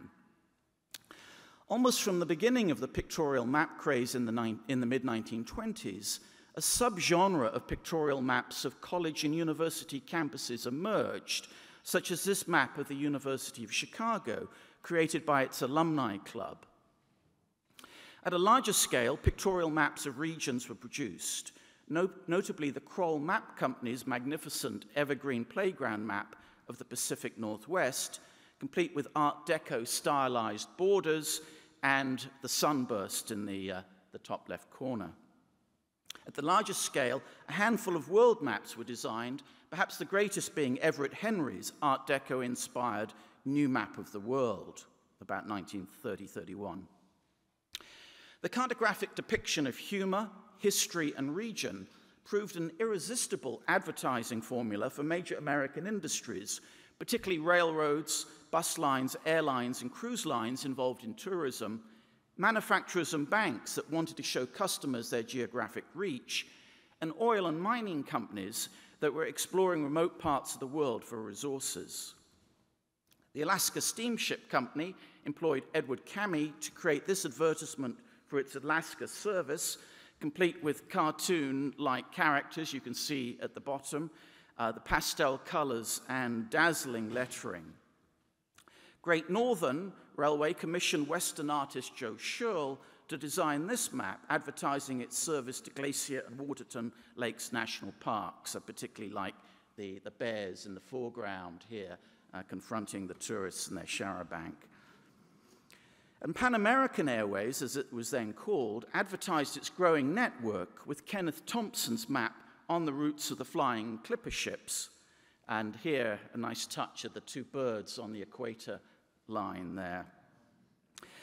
But it was not just pictorial maps for tourists.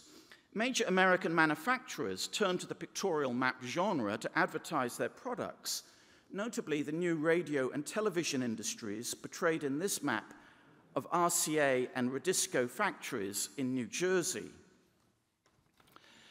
Exploring the geography of an industrial region reached its fullest expression in a map of Cleveland's new trade empire. Advertising the opening of the Cleveland Union Terminal in 1929, an immense business and transportation hub that included the tallest skyscraper outside New York, the map demonstrated the economic reach of Cleveland over the nation's industrial heartland, anticipating Kristalla's central place theory, for the geographers in the room, by 4 years. I believe Kristalla published his theory in 1933. He'd obviously seen this map and got his ideas from it.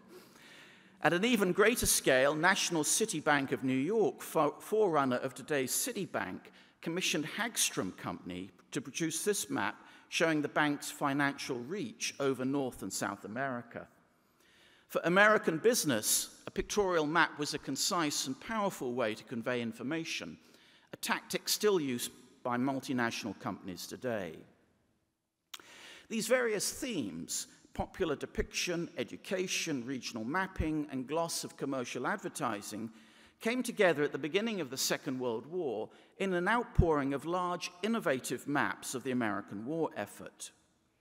At first, these global maps flourished their pictorial qualities while adhering to the conventional Mercator projection, as here in this patriotic pre-Pearl Harbor map produced by Hammond in 1941. Notice that the borders of the United States are picked out in red, white, and blue. You can just see that. But Richard Eads Harrison at Fortune and Charles Owens at the Los Angeles Times were already creating new air-age perspectives on the globe, and their cartographic influence spread. Howard Burke, who worked for the San Francisco Examiner, produced a series of hemispheric maps at least equal to those of Owens. American pictorial war cartography culminated in 6 wall maps produced by the US Navy. Developed by the Naval Training Aid Center in New York City, and most likely drawing on the artistic talents of Harrison and Madison Avenue graphic designers, the maps captured the enormous importance of the air war, the sheer scale of the conflict, and the almost cinematic quality of American pictorial cartography. These 6 Navy maps also reveal a geographic shift in American consciousness from continental isolationism to global superpower, from focusing almost entirely on the United States in the 1920s and 1930s. American pictorial maps produced during the 1940s repositioned the country in the wider world. This shift can be traced quite closely by comparing pictorial maps created in Great Britain and the United States in the 1930s and 40s. British pictorial maps of the period, best represented by those done by MacDonald Gill, have been characterized as medieval modernism, tapestry maps forever looking back to the past to represent the present. Gill's 1944 map of the 1941 Atlantic Charter, the symbolic moment when world leadership shifted from Great Britain to the United States, captured a maritime empire of ships, sea lanes, and colonial resources, a late 19th century vision that contrasted to the modernity of this US Navy war map, also published in 1944, with its emphasis on air power and global reach. A new, distinctly American view of the globe had emerged. Finally, in the post-war era, airlines, oil companies, and state governments churned out hundreds of pictorial maps for the burgeoning American middle class and growing mass tourism market. Influenced by Harrison and other air-age cartographers, Sally DeLong, a graphic designer working for Western Airlines, employed a polar projection to create this stunning image showing proposed global air routes. At a more down-to-earth level, oil companies such as Esso produced numerous pictorial maps, including one showing the importance of oil to the American economy.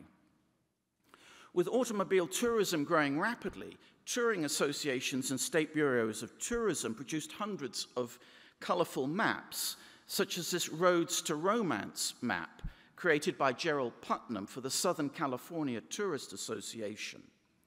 Southern California was also the home of that fantasy theme park, Disneyland. Walt Disney used a pictorial map to win over New York bankers to help finance the construction of the park in the mid-1950s, and then had a pictorial map produced for the millions of tourists who visited his Magic Kingdom. As far as I know, no one has studied Disney's maps, but the fact that he developed a series of pictorial maps from the 1930s onwards suggests he had a well-developed geographical imagination. The space race also started in the late 1950s. America's leading news magazine, Time, created a pictorial map of our interesting world, showing some of the key figures of the post-war world, including Eisenhower, de Gaulle, NASA, Nehru, and so forth, and also satellites and rockets circulating around the globe for the first time. Yet by the early 1960s, as newer styles of advertising and popular mapping were introduced, the impetus to make pictorial maps waned. Perhaps the symbolic end came in 1969, when Merrill Lynch commissioned this remarkable map to commemorate the moon landing, and this is just splendid. If you look closely up here, you'll see JFK, LBJ, and Nixon riding on the back of the American Eagle. Down below, we've got Galileo looking at the moon through his telescope, and I think we've also got Romeo and Juliet and many other characters and vignettes in this map. Well, this immense body of cartographic work has considerable significance. For the first time in history, popular culture shaped a distinctive cartographic vision. Although MacDonald Gill is increasingly being recognized for his pioneering cartographic designs, for London Underground in the late 1910s and early 1920s. And some of you may know there have been 2 exhibitions in London and Brighton in the past 3 years dedicated to Gill's work. I would argue that it was here in the United States that pictorial mapmaking reached its zenith. No other country produced the sheer quantity, quality, and variety of pictorial maps. This creativity should not surprise us. In the 1920s, American popular culture, best represented by Hollywood talkies, was spreading across the Atlantic to Europe. New York had supplanted London as the world's largest and most dynamic city. American cartographers and graphic designers, many of them based in Manhattan, were well aware of new design trends emanating from Europe and were willing to experiment further in the United States. At the same time, the economy was booming. Businesses and industries had advertising budgets to support the creation of pictorial maps. As the New Yorker observed in the mid-1920s, and I quote, "Commerce was going in for art and a boom time was coming." Although pictorial maps undoubtedly reflected America's burgeoning popular culture, and that is a significant story in itself, the pictorial map genre raises an even more important question, namely, what constitutes a map? Dismissed by academic cartographers as not representing the Earth according to conventional cartographic standards, pictorial maps have been virtually ignored by scholars. Just before his untimely death, geographer Dennis Cosgrove began exploring the pictorial maps of Charles Owens, but they were hardly representative of the broad range of American pictorial mapping. Furthermore, Cosgrove's arguments turned around Californian modernism and an American Pacific vision rather than the nature of maps. Yet pictorial maps represented parts of human experience and the material world not covered by standard topographic maps. Much of the appeal of pictorial maps, both to their creators and their readers, lay in their evocation of people and place. The maps were not scientific representations of the Earth's surface, but artistic renderings sensitive to history, memory, architecture, landscape, and terrain.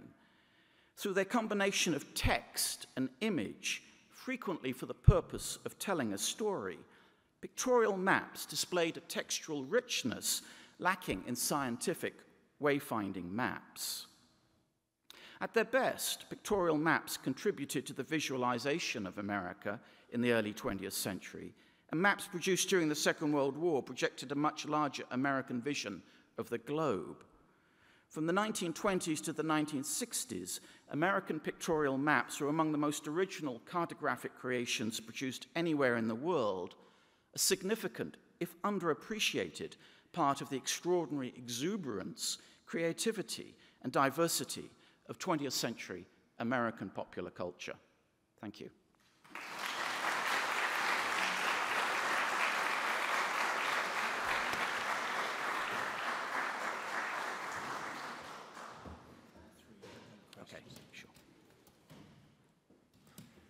We'll have all 3 of our speakers give their presentations because they lace so nicely together, you'll see. And then Ralph Ehrenberg will allow us however many minutes to take questions at the end. You can see why pictorial maps are the next big thing in the world of map collecting. And they've already taken off. When you go to the Miami Map Fair now, there are lots of them sprinkled throughout the bins, where 5 years ago there would have been almost none. Our next speaker is Dr. Jim Akerman. He is director of the Smith Center for the History of Cartography and curator of maps at the Newberry Library.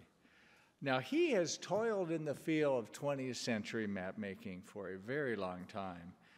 And his specialty, in fact, he is probably the dean of the field of the history of cartography relating to transportation and tourism.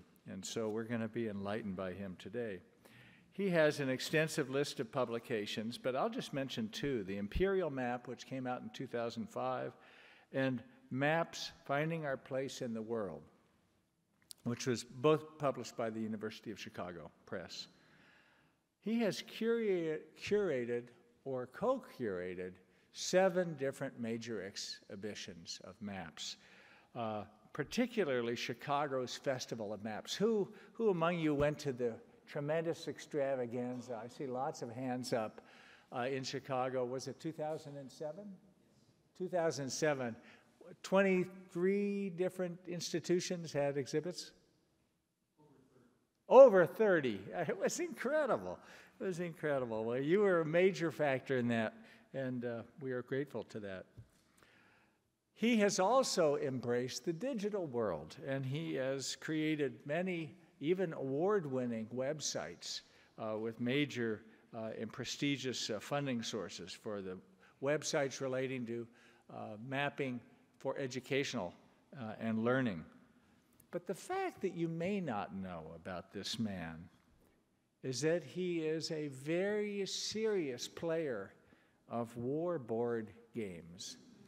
War board games. And in fact, he says you cannot play them digitally. That doesn't really count. You have to be among other players. You have to get together physically. So he has a squad of vicious competitors that get together and they play these war games. And so we're all looking forward to what you have to tell us, Jim. Come on up here.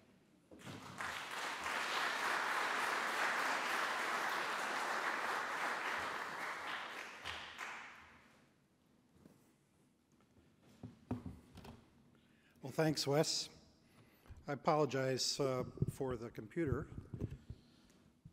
Among other things, it helps me keep track of the time, which is something that I often have to struggle with.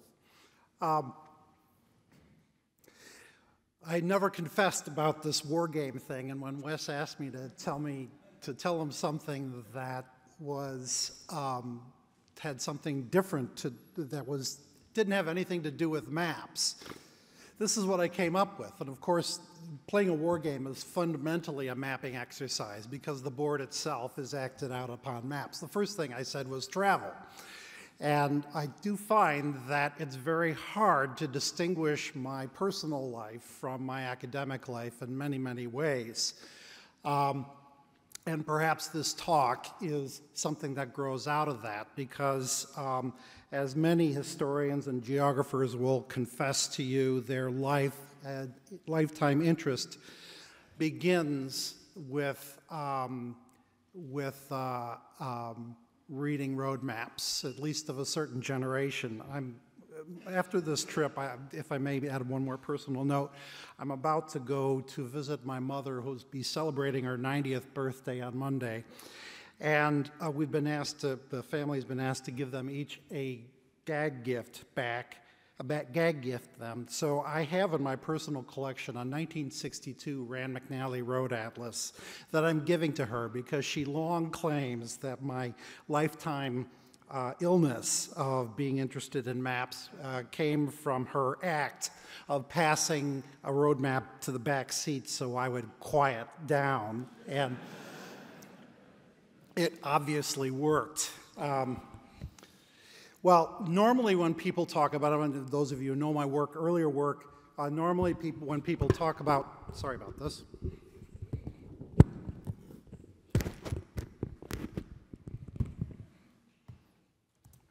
Normally when people talk about road maps, we concern ourselves with the major areas, the major producers of these maps that are perhaps the most iconic, which of course would be oil company maps and state-issued highway maps and maps produced by motor clubs.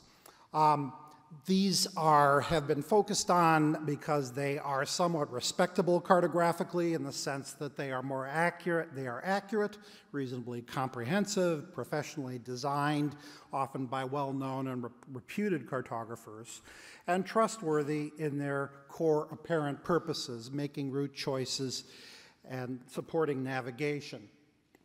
They are also promotional in a broad sense or in a very specific sense, often being produced to promote particular interests. But just as Stephen was trying to give some more respectability to the pictorial map, I want to talk about another, perhaps larger archive today of maps relating to road mapping. I guess you'd call them the Rodney Dangerfield of 20th century cartography, and one that dwells at the margin of road maps, which I think has really received little attention, perhaps because the cartography is often crude and seems to take a back seat to its promotional content. And I speak of the vast amount of roadside free maps that one still finds that are put out by roadside attractions and tourism promotional brochures, and indeed you will find in your motel lobby if you are heading back to a motel or hotel tonight. Though often they are very crude and cheaply produced, they are also quite sophisticated in their conception. This example from published by the Teleview publications in Duluth, Minnesota in 1966 shows an extremely sophisticated way in which advertisements are interjected into a general map of the city of Duluth. And here's a close-up of downtown Duluth that's doing much the same thing. My use of the term road mapping on the margin, in fact, is to a certain extent a play on this very kind of map, because what interests me about these maps is not so much what's in the interior, but indeed what is lying at the margins.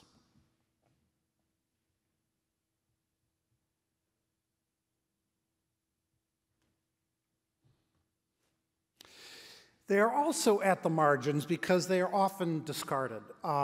They are, by their very nature, ephemeral, and they are easily thrown away by those people that use them, and you find them rarely showing up in respectable archives, thrown away like so many apple cores along the shoulder of the road.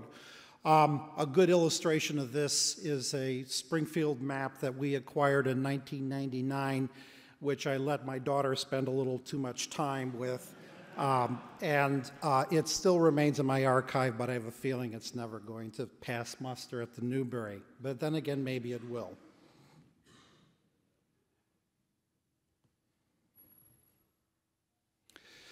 Well, the 20th century certainly didn't invent this notion of customized cartography that is meant primarily for the promotion of particular businesses.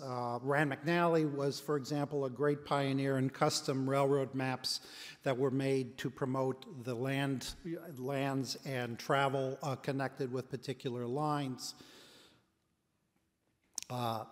Even the respectable county land ownership atlas had its share of advertising content. This is a map from Worcester County, Massachusetts by F.W. Beers, which if you look in the lower left of this one enlargement, not only lists people who have subscribed to be mentioned in the atlas, but these includes a number of people who are actually advertising their businesses. But there's something about the 20th century that seems to, and automobile travel in particular, that seemed to give flight to this particular medium.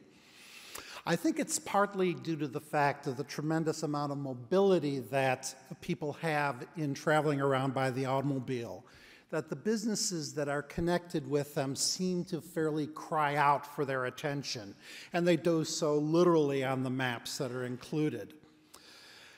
Now, there is a lot of self-promotion, I think, intrinsic to automobile road mapping, which was very well developed in the early 20th century, when there was a lot of experimentation with the kinds of cartography that is going to be suitable for this new mode of travel. One great example is this fine example of the photo auto guide, which was, the idea was you take a series of pictures between two cities, in this case between Chicago and Milwaukee, and you annotate them with arrows to tell you where to turn. If this reminds you indeed of your modern GPS system, it's a great reminder of plus ça change, plus c'est la même chose. And indeed, that is one of my themes, I guess I would say. There was also a lot of experimentation with different kinds of card formats. There was experimentation where businesses such as the Goodrich Tire Company would be directly involved in the creation of marking out routes and producing maps that represent those routes. And there was a lot of promotion of the very idea of highways themselves, so that, in this case, the actual construction of concrete road maps is something that's being sold by this map of Brown County, which is around Green Bay, Wisconsin. Rand McNally, not surprisingly, was the early master of this. Its first great road map series, called the Auto Trails series, which existed from 1917 to 1925, took a general map of highways and carefully embedded into the highway advertisements that were promoted when selected by drummers that went around and solicited these advertisements, much the way that the construction of county road atlases, county atlases were financed in the 19th century. And Rand McNally was not beyond, in some cases, customizing these maps for the use of particular clients. So this is an example of the Midwestern states, a quotation, basically, a cartographic quotation of its larger Auto Trails series that was meant to put this particular series of hotels in Rock Island and Rock Island, Illinois, and South Bend, Indiana, front and center. Well, this obviously is a vast archive, and I sort of, several times in working on this paper, I questioned my sanity in taking it on, because there's so much that could be included in this, including Stephen's pictorial maps, and we'll see just a few examples, but I carefully edited these out, including some that you actually included in your presentation, just to give some balance. But I wanted to talk a little bit about a bit of a typology. One, of course, is just most obviously, oh, and by the way, I guess you can tell that I've been working in a library for too long, and although I don't actually catalog maps, I can't get away from measuring things because, and I think it's useful when you're looking at things on a screen. I'm sorry I put it in centimeters. It gives you an idea of what the actual object looks like. It's a lot better than looking at this grubby pencil that I might use for scale otherwise, and which you'll occasionally see crop in. I also think it's important, whenever possible, especially for this genre, to show as much as you can who are the various people that are responsible for this maps. It's not just the draftsmen, it's the sponsors that are involved in these. But let's talk about let's try to generate a formal typology here. So one is just the general map, which is a map that is meant to give you an idea of a particular locality in the sum total in a very digestible format, but meant to give a general view of the highways in a particular area. Then there is the locative or directional map, which is meant to give you an indication of where the particular site or attraction that is promoting itself can be found relative to the larger highway network. This leads to a variant which I call the All Roads Lead To map, which was especially used by early hotels that are trying to appeal to automobile tourists. And this is one that's actually created by Rand McNally for Hotel Casey in Scranton, Pennsylvania. So you have a general road map that has a single annotation that is putting this particular hotel front and center. Another variant of this is what I call the populated directional map, which gives you a series of locations. On the left, a bunch of numbers that don't mean anything to you relating to a county in New Jersey that will give you an idea of where the locations are of various subscribing or mentioned locations related to the rest of the network. And on the right is the location of all the Bob Evans restaurants in Ohio, which is the epicenter of Bob Evans restaurants. There is the Pictorial, which is a huge quantity, and we happen to have as Stephen has discovered, we have a very large quantity of these because Rand McNally collected these very assiduously, and when the Rand McNally archives came to the Newberry, these were incorporated in our collection.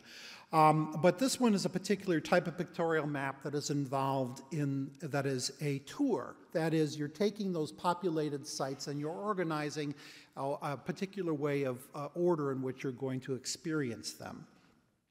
Then the panoramic version of the pictorial map, a variant that Stephen has already talked about. A great many oriented to particular highways. In this case, a very early map showing the National Highway, which runs through Washington, Pennsylvania, and intersects the George Washington Hotel. You'll note that this one engaged Matthews Northrop, a Buffalo-based firm, another major firm in cartography at this period of time that was very much like Rand McNally engaged in this kind of custom cartography. And finally, a category that I don't quite know what to call except the evocative or the abstract. I'm referring to this one on the right, which isn't going to tell you very much about how to get to Mount Vernon, Illinois, but it is trying to tell you something about Mount Vernon, Illinois. And here's one produced by the Finger Lakes Association in New York in 1979. I'm sorry, the color is that hideous. I can't do anything about it. It's meant to be fall colors. You're trying to encourage you to visit in the fall. Another way of breaking down this typology is to think about the sources of the maps. And there are a number. I'll start with hotels. That is, these are the sources, the people who are sponsoring the creation of this cartography, not focusing so much on as actually producing the cartography. A lot of early automobile hotels were very much interested in producing fairly elaborate maps because they were the automobile was a competitor. These hotels were built originally for the railroad era, and people wouldn't necessarily venture into the center of town to look for lodgings. And so hotels were very anxious to encourage people to do this. Here's one for the Commodore Perry Hotel in Toledo, Ohio. As we get a little later on and we get into chain hotels, we find actually notoriously simple, almost ridiculously simple maps. You'll notice the map of the hotel room is actually larger than, the plan of the hotel room is actually larger than the map, which is quite a crude thing at all. And it's being produced in this case by a Bill Bard Associates. It's an advertising agency who is specializing in the production of brochures, but not apparently having a staff cartographer that is particularly skilled. While you're contemplating that cartography, which is promoting this as a business venue, I'll leave you to contemplate the picture on the upper left, which I can't avoid showing you, which shows a business meeting in full suits taking place over the swimming pool at the Holiday Inn. A little more dignified approach from Longfellow's Wayside Inn, which is a restored hotel in South Sudbury, Massachusetts, which claims to be the oldest inn in America. And I say claims because anytime anybody says that, somebody else will find something else. I mentioned some of these populated maps. What a great title, Howard Johnson's Restaurants, Motor Lodges, Ice Cream Candies Road Map. What else could a 10-year-old interested in road maps desire in a map? So this is an example of what this looks like. All printed, I noted, in the distinctive Howard Johnson blue and orange. And you really have to pay attention to what is on the margins of this map, which is the various flavors of Howard Johnson's ice cream. This is an example of a place map from the Pancake House jointly published by Midtown Motel and Smitty's Pancake House in Great Falls. And in case you're wondering where it is, it's right smack in the middle of the map. This one I had to include another one relating to restaurants because the date is inferred. It's 1983. There's no date on the map, but I know it was 1983 because Green Lake, Wisconsin is where my wife and I spent our honeymoon. And so I've kept it for this. You're all familiar with this one. This is the kind of tear-off map that you would get at a rent-a-car place as you land at an airport. Now you got to get yourself grounded in the local geography. This is, I'll bet you never thought that you better save this, because someday some scholar might come along and think that this is important to look at. Services are another element, another common source of these kinds of maps. This is Reba Bicycle Rentals map of Mackinac Island, which tells you where the location of the bicycle restaurant is, but also gives you some of the bicycle, where the bicycle rentals are, but also gives you guidance to particular sites that you might see. Ferries and bridges are big publishers of these kinds of maps because they want to convince you that this is the best way and the most interesting way to go from place to place. You see a lot of these, of course, around in the Chesapeake Bay and Delaware Bay area. Some of them, as in this case, the one for the Mount Hope Bridge Corporation in Bristol, Rhode Island, are quite attractive and beautiful. Much attention has been put into it. Another one of Stephen's pictorial maps. Banks being, especially in the era, and this is something that's really interesting to me now, very common until the 1960s, 1980s. Banks publishing maps of localities as a method of business promotion. It disappears. Why? It disappears because local banks disappear, and they, by and large, and they no longer have this same engagement with local communities that they have. Real estate agencies, not surprisingly, another important producer of these kind of materials. And then, of course, my favorite, the largest category, roadside attractions. This is a very early one from Nameless Cave. It's actually not so early, it just looks like it's been through the ringer. Here's one for the Baseball Hall of Fame in Cooperstown, New York. An earlier one for Sable Chasm, or is it Chasm? I don't know how you New Yorkers pronounce it, in the greater Adirondacks region. A quite beautiful one, which you see down at the bottom also has a kind of localized map of the chasm itself, a little guided tour. I picked this one up on a trip to Boston not so long ago, right, I guess, about the time that Cheers was canceled, but not in time to prevent a roadside attraction or a street side attraction to be created in the bar that was supposedly the original Cheers.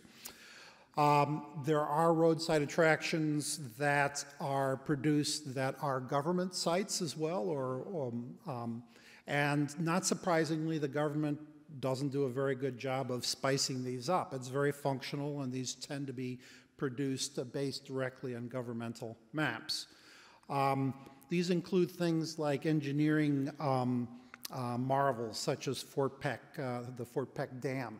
And some of you may remember that, may have done it yourself, early on in 20th century automobile tourism. There was a lot of interest in going to see government installations, examples of an industry. And so there's a very large number of these maps that were produced to appeal to this kind of economic tourism. Another broad category is what I would call the consortial map, which includes any number of maps that are related to, that are produced by regional associations. Here's a populated directional map for the Hudson River Valley. I thought you'd need a little cheesecake at this point in the talk, so here's one for spending your vacation on the thumb of Michigan, produced in Detroit. A very large number of maps produced for the Northwoods of Michigan and Minnesota, especially around what is called the Minnesota Arrowhead country. That's the part of the state that dips over Lake Superior and looks a bit like an arrowhead. And again, it's an important part of the message of this map is what's at the margins, the way in which the photographs work with the map to describe the place. The Covered Ridge Trail of Georgia a series of local promoters of covered bridge historic sites that had been gathered again and published in Thomaston, Georgia. Wine maps, another great example. This is from the Russian River Wine Road in Sonoma County. A really perfect use of this kind of map because, as you know, this country is strangely tolerant of people driving around tasting wine. And here's some details of that. And to get back, so I hope you get a sense, to a certain extent, of the entrepreneurial spirit that's reflected in this. In some cases, the entrepreneurial spirit extends to the identification of particular highways as viable entities. This goes back to the early years of the Good Roads movement.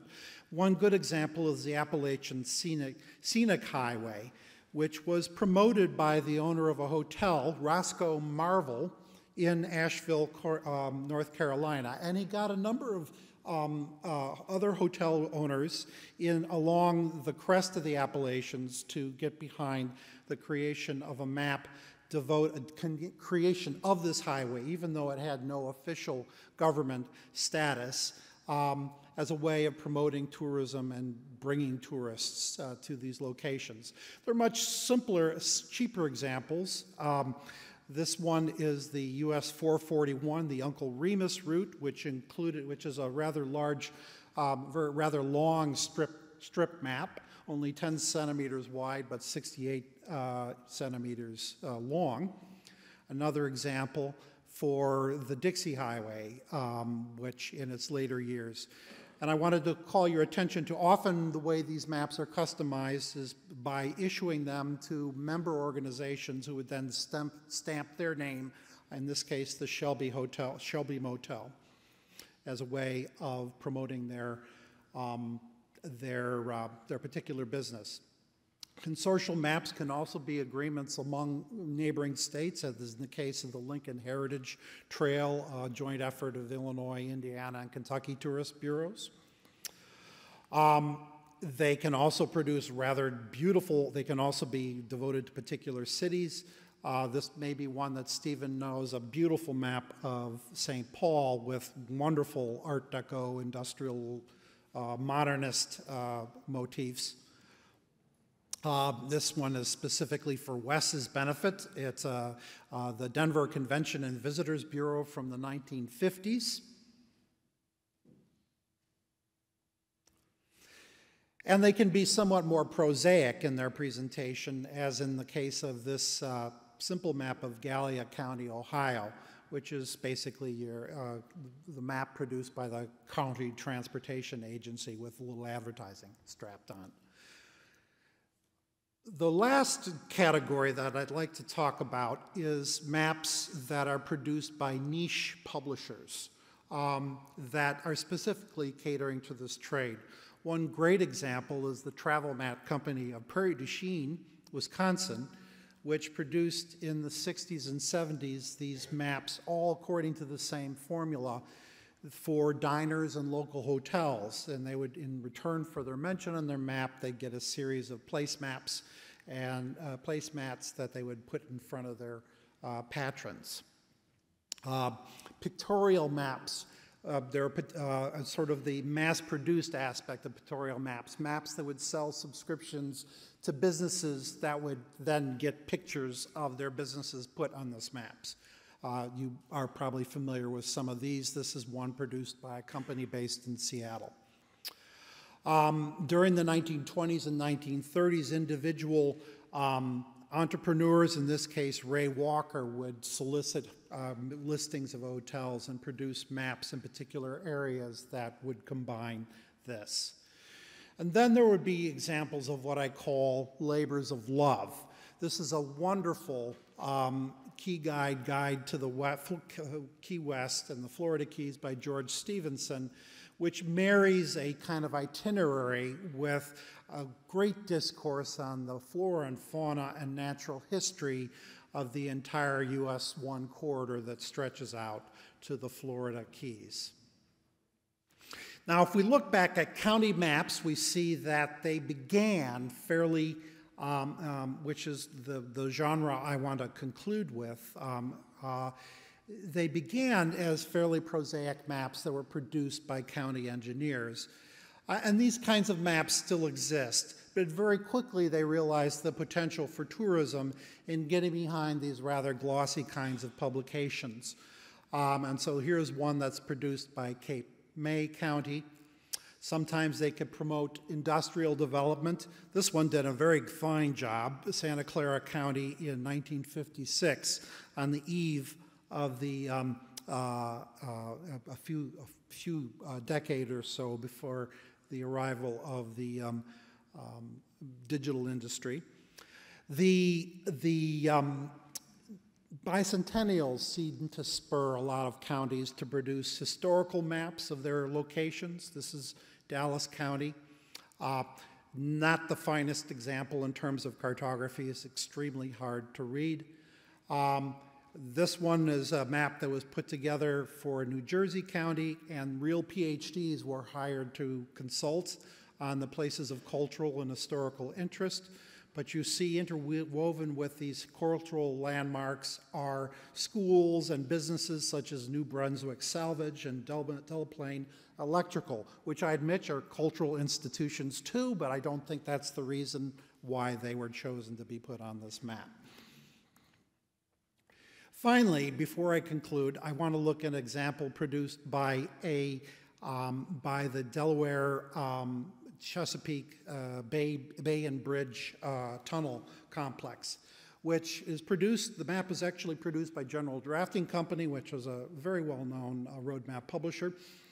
And I want to juxtapose here the two different kinds of maps that we are seeing here on this atlas, on this map.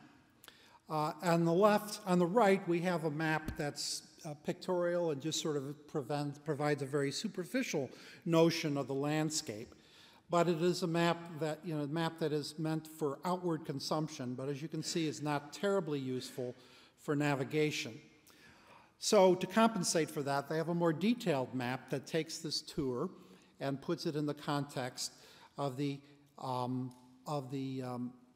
highways that are connected with them. And so this really brings us, I was thinking about Mark's remarks about restrictive cartography. In a way, what we're looking at on the right is something that is far more restrictive, and that is choosing to select things out of this landscape that are only of relevance to tourists, and of course is not giving a complete picture of the landscape, let alone of the roads that are contributing to it.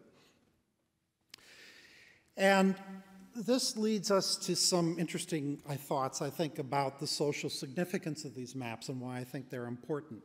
I'm struck by this map of Garrett Roads, produced by Garrett Roads, an early suburban shopping area in Upper Darby, Pennsylvania, west of Philadelphia, which is from the 1930s and is meant to show especially people in Philadelphia how to get out into the suburbs in order to visit this shopping area. And it's promoting the notion of parking and how convenient all these places are going to be. Really prefigures, in a way, it's taking an active role in reshaping the landscape, the motoring landscape that it's going to be produced. It does lead us to wonder a bit about what exactly these maps are producing and what they are doing for us. A little farther to the west of Philadelphia is a well-known tourist area, the Amish country of Lancaster County, Pennsylvania. There's an endless stream of maps and brochures, all meant to organize this space in terms of what is thought to be true Amish culture.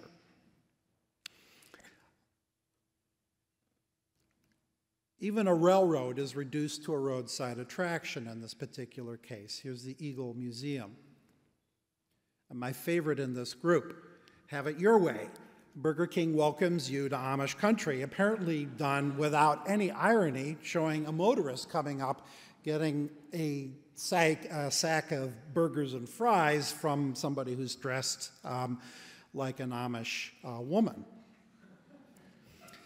And the points of interest, apparently it was expected that the person using this map really, really liked Burger King, because the tour that they established for it is, has you start at the Burger King, which has drive-through service, go on to Wheatland, the Fulton Opera House, Roots Country Market and Auction, which made you hungry, no doubt, and so you're going to stop at a Burger King at number 5. And you apparently didn't eat enough, and so after you went to the Farm Museum, you're really hungry, so you went on to Burger King at number 7. And what are we to make of this map, which shows Laurel County in southeastern Kentucky, and Colonel Sanders shows up in the upper right? What are we to make of our culture when a product of the automobile culture becomes a tourist attraction? In this case, Colonel Harlan Sanders' original restaurant in Corbin, Kentucky, when a roadside restaurant itself becomes a historical landmark. So we do think a little bit about what's being excluded. I especially think about this in the context of this Black Hills map of South Dakota, which shows all sorts of white people doing activities in the Black Hills, while the Indians, for whom this is a sacred region, are shown in the margins looking on at the lower right. Or this map from the late 1930s, California in a 2-week vacation, which has a pictorial, an upside-down pictorial map. I forgot to rotate that.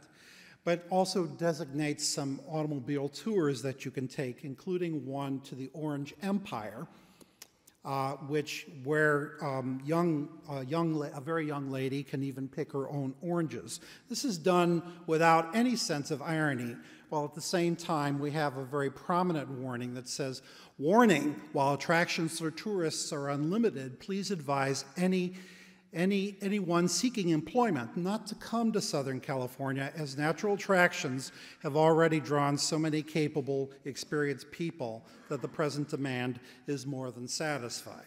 I would mention that this map was produced during the years that George Steinbeck was making his tours, the researches that would lead to the creation of the Grapes of Wrath. Or even less emphatically, but no less profoundly, this map of Huntsville, Alabama, produced in the 1950s, which lists the schools, and which we cannot help but notice includes schools that are marked with a C, indicating that these are schools for coloreds. And if you look very carefully at the map, you can see, especially in the 2 high schools, which are, here's the white high school, here's the black high school, very much smaller. So to conclude, and with apologies for rambling on, local road mapping or local mapping for motor tourists in the long 20th century seems in many respects to be a democratic project. Though big players, large cartographic firms are engaged, so too are small and local job printers, artists, and amateurs of mapping, of travel, and of their particular place in the world, and local businesses. And indeed, their map names are written all over the maps, and this is one of the things that makes them so especially interesting. What did I do there?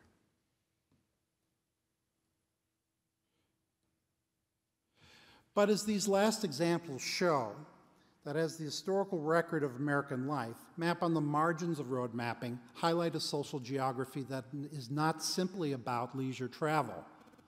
Neither is it about simply the meeting of maps and marketing. Nor, and perhaps most importantly, is it merely local in its significance. Thank you very much.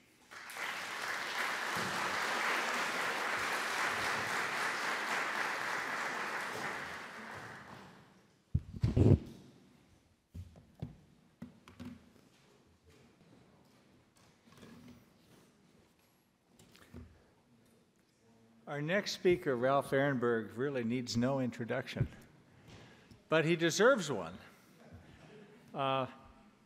He began his interest in the field of aerial photography immediately after high school when he joined the Navy to work in aerial photography. And he spent several years doing that in the Asian and Pacific area. And then, being a Minnesotan, he went back to college, to the University of Minnesota, and he majored in history and geography. So in 1966, he began working at the National Archives and eventually became the director of the area relating to maps, and worked there from 1966 to 1979. He joined the Library of Congress in 1979 and later became chief of the Geography and Map Division. So he was chief of this area when the Phillips Society started. That was his idea, among many, many others. And he finally retired with honors in 1998. Now, Mr. Ehrenberg was appointed along the way by 3 successive secretaries of the Interior to the U.S. Board of Geographic Names, and he was elected the chairman of that entity. He has so many publications that he's been involved in, but I'll mention 2 of my favorites that are on my own bookshelf. Mapping the World, an illustrated geography. This was produced not too many years ago for the National Geographic. And the well-known The Mapping of America, which he co-authored with Seymour Schwartz. Now, after his retirement in 1998, he continued to be involved in maps and did lots of research, particularly in his love of aeronautical maps. But in 2001, Tess, his wife of the last half-century, allowed him to return to his other love, and that was the Geography and Map Division. Now, we know that, and you will see that Ralph really knows maps, but I believe his true gift is actually as an energetic and competent and effective and fair manager of people. And when you see what he's been able to do with the Library of Congress, it's wonderful. When we were talking about his personal interests, Ralph said this about outside interests, quote, "It's sad to say, but during the past 3 years, I don't do much else that is not related to maps." Now that reminds me of my 87-year-old father, who spends every day reading medical journals and goes many times a week to medical lectures. And he recently told me, "It has been my great fortune that my life's work of medicine was also my life hobby." So Ralph, it has been the nation's great fortune that your life's hobby has also been your life's work. Ralph Ehrenberg.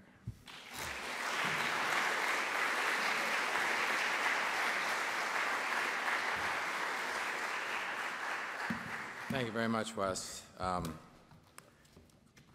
I failed to say before about Wes, not only that this conference was his idea, but that he's been a founding member of the Phillips Society for the last, so he's been, and really one of the most active. So he's been with us for 19 years, which we really appreciate very much, Wes. Thank you. One of the least known categories of popular cartography is the airline passenger map, which dates from the beginning of commercial aviation, a new and distinct 20th century transportation culture that first emerged in Europe in the second decade following World War I, and then spread worldwide from the first flights of post-World War I converted bombers to the end of the 20th century, when some 230 commercial airliners worldwide carried nearly 2 billion passengers annually, airlines produce a variety of passenger maps. These maps can be defined as medium to small-scale geographical maps that depict airline routes, route systems, and airport destinations. And they were designed to aid travelers in planning and following their flights. I will begin my presentation briefly by discussing the impact of flight itself or air travel on the design of airline maps, and then examine 3 major types of airline maps. The souvenir and entertainment maps, which were popular from the 1920s to the 1970s, in-flight magazine maps, which first appeared in the 1970s, and finally in-flight tracking charts, which were in vogue from the 1940s to the 1990s, but continue today in the form of electronic moving maps. While the appearance of airline maps may seem similar to the contemporary road maps that Jim has just talked about, their form and content were greatly influenced in three basic and subtle ways by the process of flight and aircraft design. First, flying above the surface of the Earth provides a unique three-dimensional view of the landscape not available to the motorist. Today, we are accustomed to flying and seeing images of the Earth from space. But during the first decades of air travel, flying was still considered a miracle and provided new ways of conceiving the world. Perhaps the greatest joy of flying is the magnificence of the view, Amelia Earhart wrote in 1932. If visibility is good, the passenger seems to see the whole world, she continued. Colors stand out, and the shades of the Earth, unseen from below, form an endless magic carpet. New Zealand geographer D.W. Mackenzie characterized the constantly changing landscape as a living map. As recently as 2002, an airline survey indicated that 44% of passengers still believe that, quote, the most important feature of airplane travel is a window view, unquote. Three-dimensional panoramic perspectives greatly influence the look of airline maps. Next, flying above the surface of the Earth was not an accepted form of transportation for much of the 20th century. A series of highly publicized airline accidents through the 1950s exaggerated these concerns. In response, maps were used as advertising platforms during airline marketing campaigns to counteract the fear of flying to some extent, by highlighting the experience of the air crews, describing the process of flight, and illustrating the latest developments in aircraft development and in aircraft air navigation.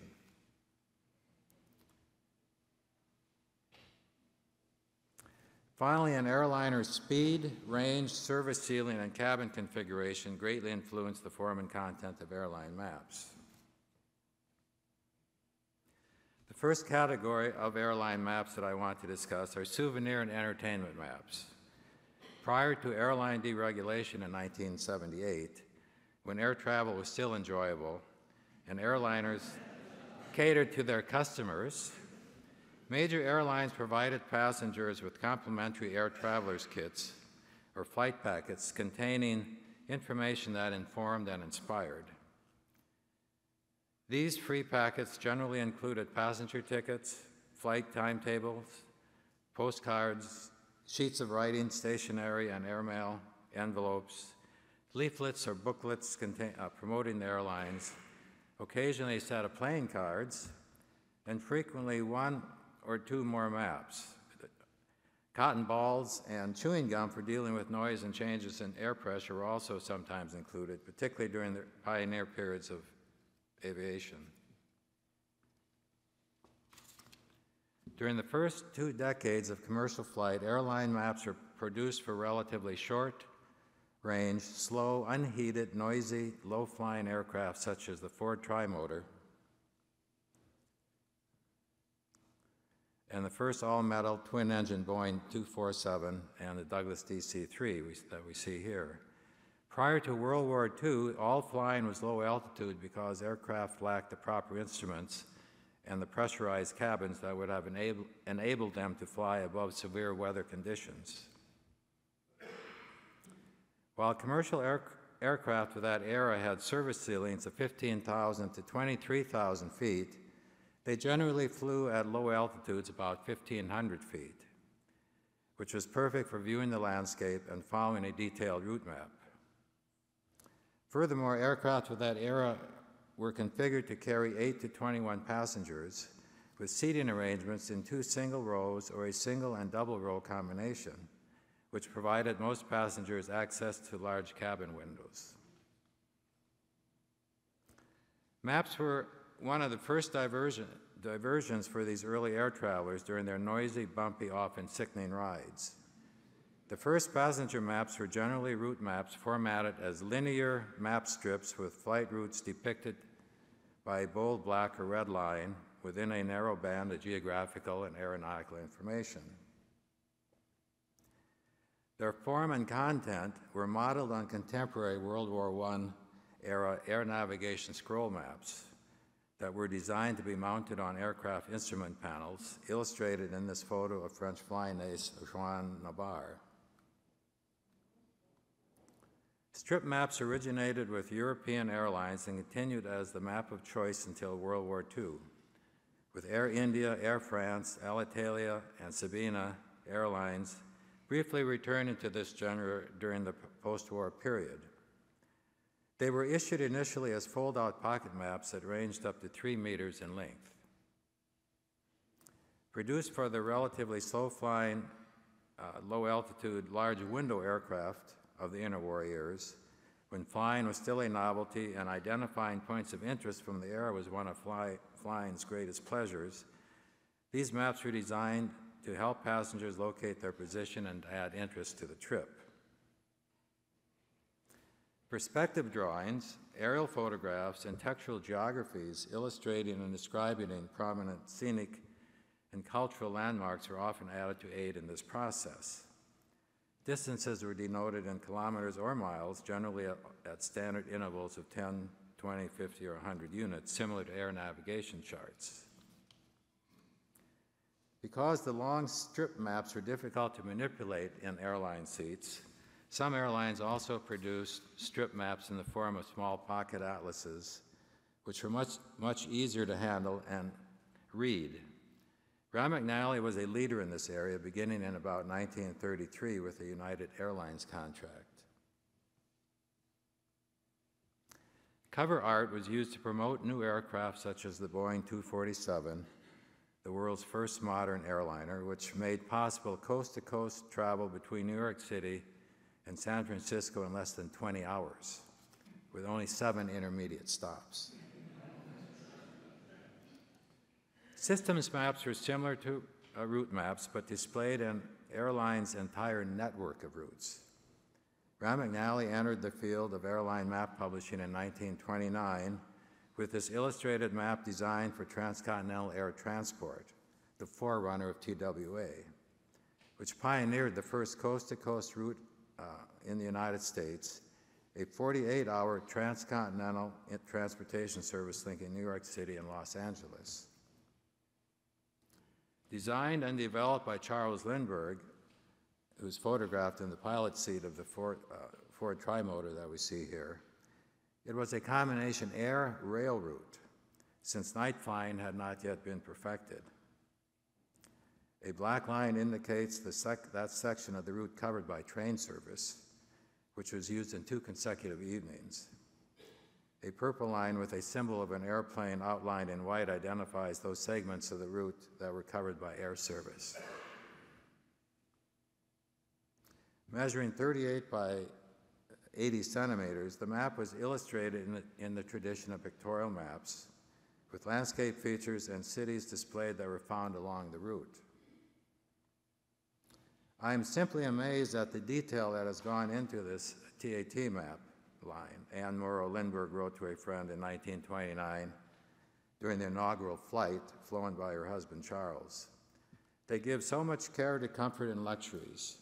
All the conveniences and comforts are beautifully planned out, including a large folding map decorated a la old picture map style of our route, given to each passenger so he may study the country.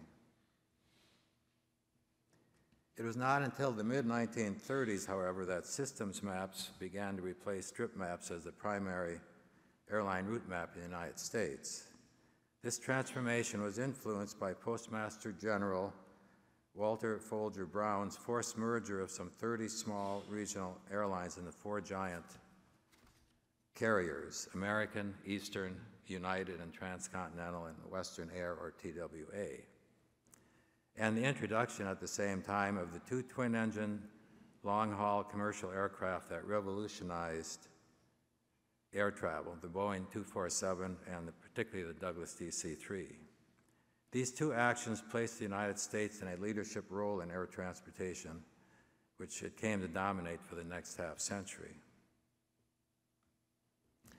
Teaming up with leading roadmap publishers of that era, General Drafting, which Jim mentioned, H.M. Goucher, and McNally, these airlines introduced a series of systems maps between 1936 and 1947 rather, that set a new standard for airline map design.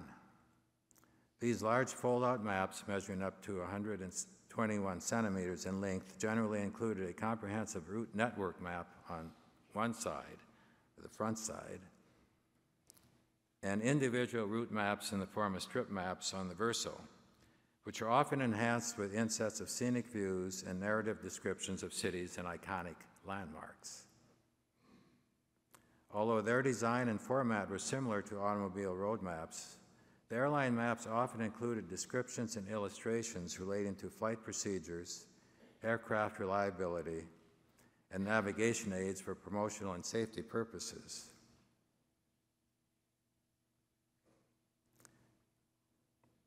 Let me go back here a second.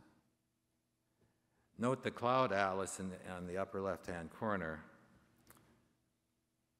A metaphor for space and travel, cloud atlases were a recurring educational theme on souvenir airline maps and atlases as late as the 1970s. World War II had a dramatic impact on the airline map, initially in the area of national security, and more significantly by laying the foundation for widespread global travel through technological advancements in aircraft design, developments of new aerial navigation systems, and production of worldwide coverage of air navigation charts, notably the Army Air Corps' World Aeronautical Chart, shown here with index, which provided base maps for airline cartographers after the war. Following the war, the barriers of time and distance were dramatically reduced with the widespread introduction of four-engine long-haul aircraft with pressurized cabins in the late 1940s, such as the Boeing 307 Stratoliner, shown on the left, flying above the weather, the Lockheed Constellation, and the Douglas DC-6. These aircrafts could carry 43 to 60 passengers at service ceilings of 24,000 to 28,000 feet and cruising speeds of 220 miles to 315 miles per hour. With aircraft performance ranges almost tripling from 1,000 to 2,800 miles, air age map projections were reintroduced during the war, such as the azimuthal equidistance, the mnemonic, and Lambert conformal conic, were adapted to display expanded airline networks and project the image of globalization that was ushered in by the war. The noted cartographer Richard Eads Harrison, for example, selected a modified azimuthal oval projection for a series of timetable maps that he completed to display Pan American World Airways' extensive route structure from 1947 to 1950, the largest then in existence.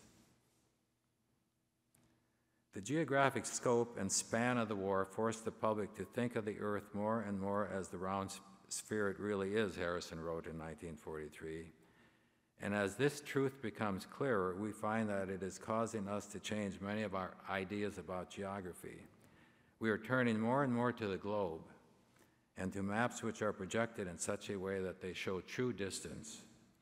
For distances have become so short because of the plane that they are much more important to us than they used to be, concluded Harrison.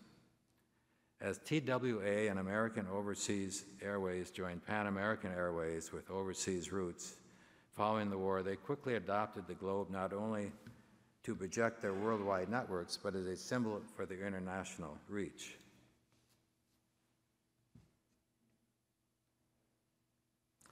The Great Circle route from Seattle to Tokyo, begun by Northwest Airlines in 1947, and the polar route from Copenhagen to Los Angeles, inaugurated by Scandinavian Airlines in 1954, popularized the polar azimuthal projection for the air traveler.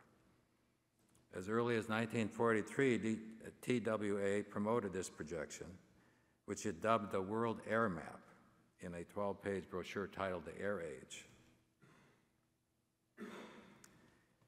The SELT Map Services of Sweden designed an excellent polar map for the Scandinavian airline system, the flag carrier of Denmark, Norway, and Sweden, which described and illustrated the navigational challenges posed by polar crossing.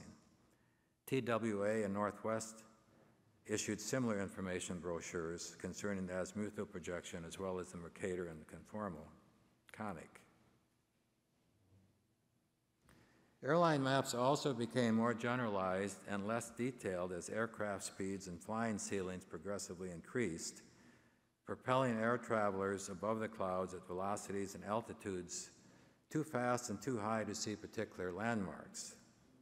Generalized maps and narrative descriptions that help passengers form mental maps of the lands and people over which they flew replaced the popular pre-war hour-by-hour description of a route's landscape.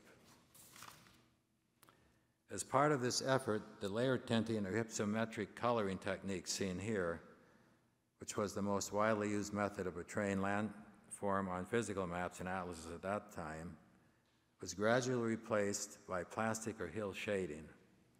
The American cartographic artist Hal Shelton was at the forefront of devising new cartographic techniques for displaying more realistic images of the Earth's surface from the vantage point of space. As chief cartographer for the map publisher Jepson and Company of Denver, Colorado, and later H.M. Goucher, Shelton set the standard for airline maps by blending colors with the physical structure of the land. He portrayed the dominant types of natural vegetation covering the world as seen from ground level. Shelton's visual key helped airline passengers identify his basic vegetation types, ranging from forest tropical broadleaf evergreen, which is dark green at the bottom, to the tundra mosses and stunted active plants, light brown at the top. 20 airlines carried Shelton's maps from 1949 to 1974, and many others tried to emulate his natural color system, but none matched his artistic rendering of his work. Trained in mathematics and art, Shelton began his career with the U.S. Geological Survey, but became dissatisfied with their traditional methods of representing terrain. Adverse to the use of contours for displaying landform for the general public, he developed the basis for his natural color system during World War II, preparing maps of North Africa for the U.S. Army. An accomplished landscape artist, he used an oscillating needle, airbrush, and applied cassine and acrylic paints to offset press zinc plates in which contours were imprinted. His 28-year career with Goucher and Jepson, his natural color-based maps were used for both aeronautical charts and airline souvenir maps. And if you join us on Saturday for the open house in the Geography Map Division, we'll have a number of his original maps on display. We have his entire collection of zinc plates.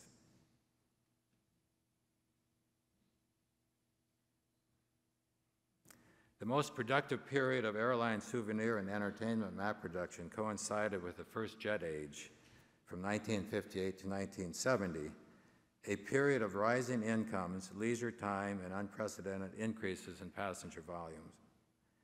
This new generation of aircraft, led by Boeing 707, cruised at speeds of nearly 600 miles per hour at 30,000 to 42,000 feet, with performance ranges of some 4,000 miles.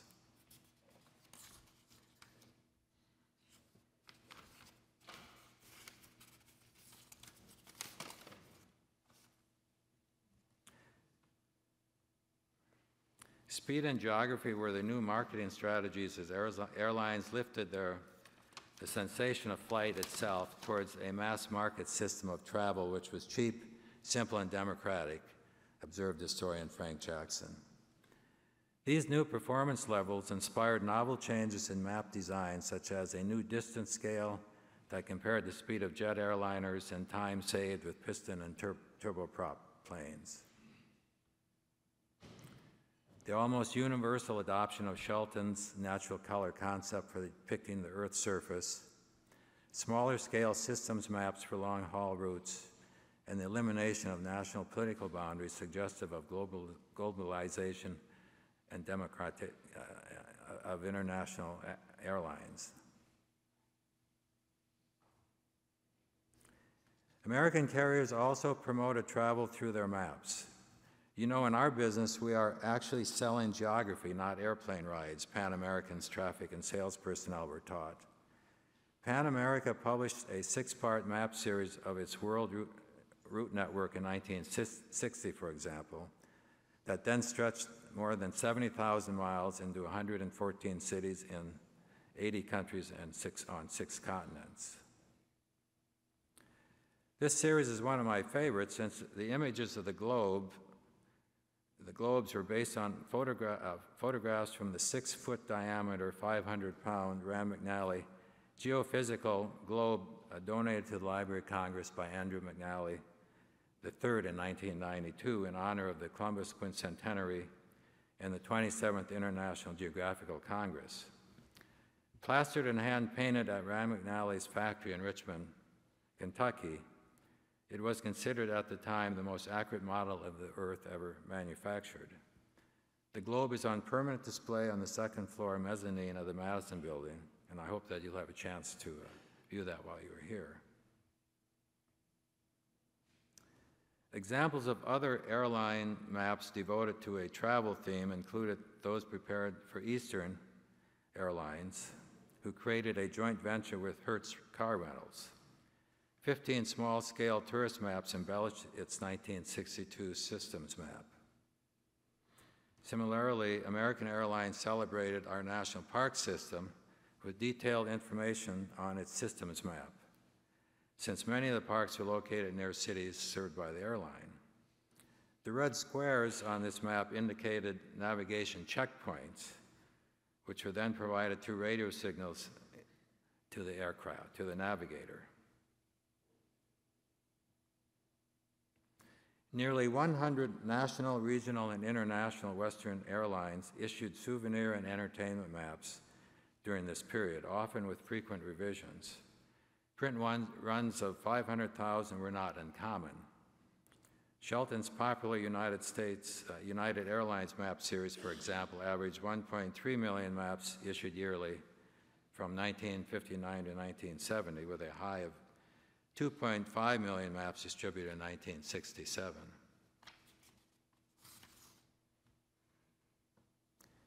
Air France's bilingual booklet, Long Distance Flights, with 16 double-page regional route maps, was in print for 9 years.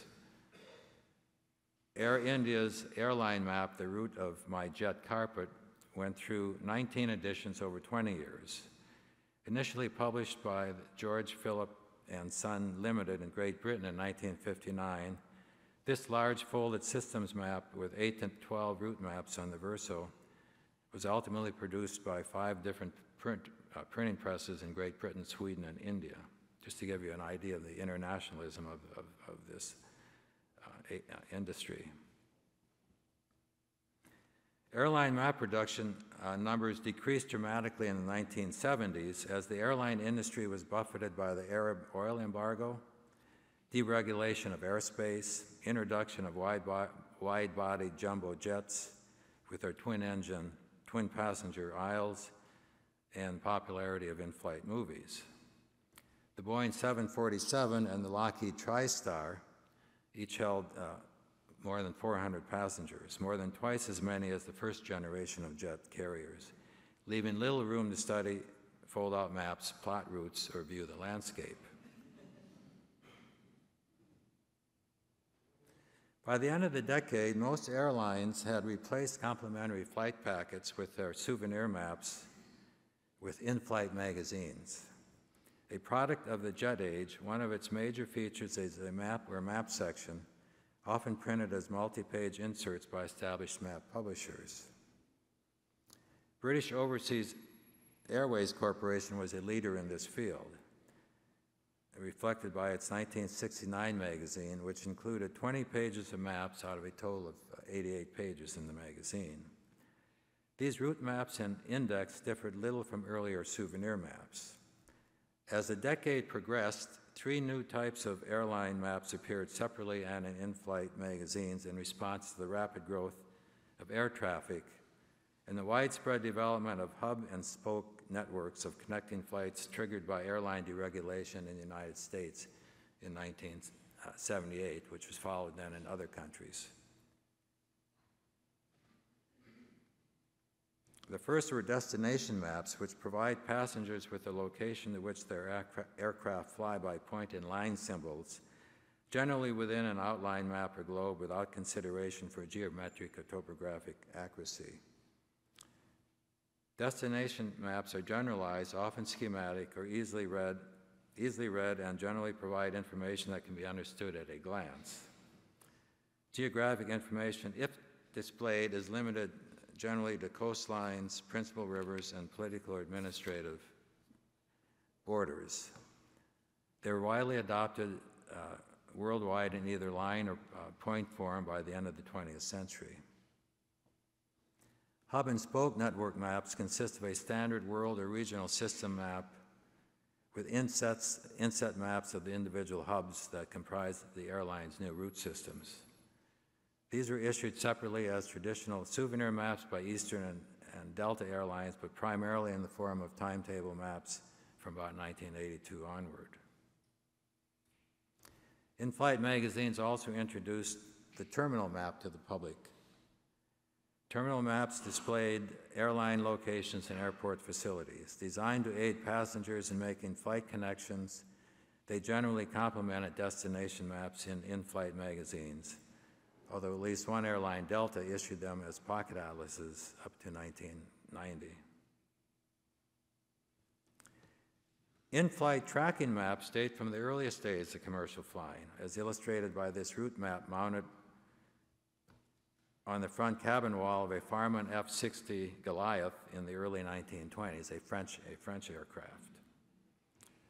The strip maps of the 1920s and 1930s were also, in fact, tracking maps, but it was not until the late 1940s that maps designed explicitly for passengers to plot their routes appeared. Personal in-flight tracking maps date from the establishment of the North Atlantic flight route that first linked Europe and North America following World War II.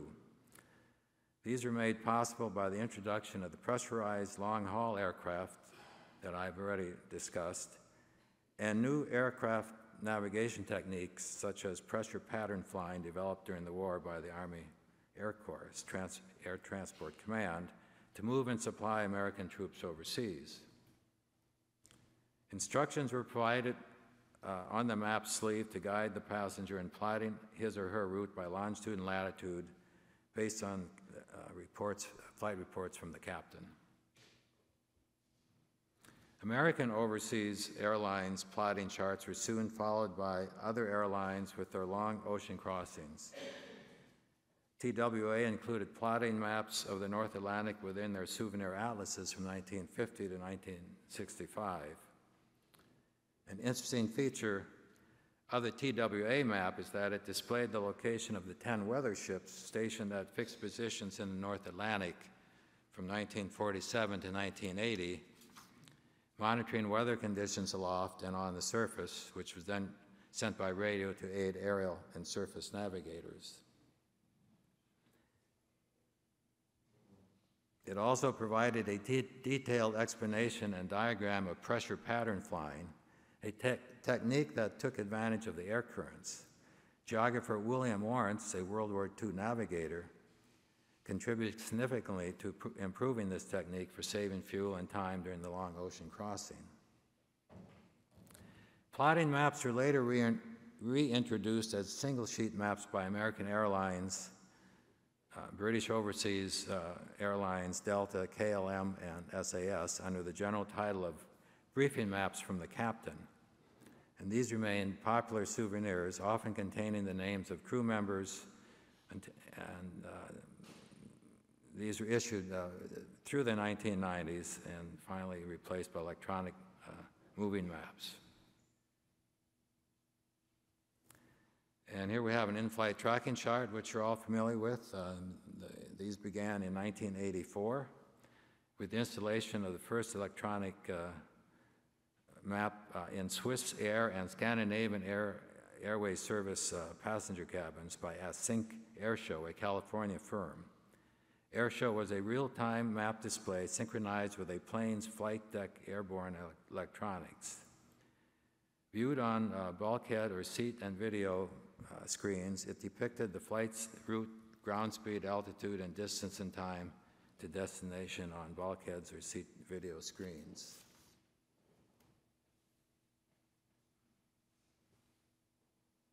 Just curious to see how it looks up there. Electronic moving maps bring us full circle to the first strip maps and to the early days of commercial aviation when passengers enjoyed unobstructed views of the landscape by providing, in essence, a large window for today's passengers to enjoy a geographical presentation of the world passing below them.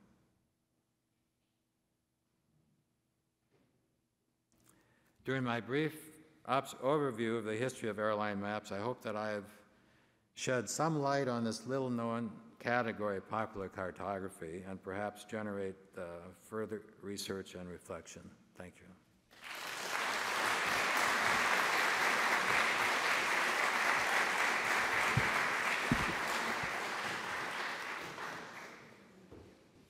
If our other two speakers would come up, we do have a little time. Don't run away yet.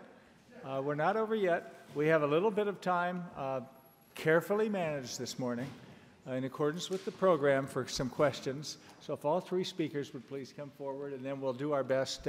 There are microphones available for the questions.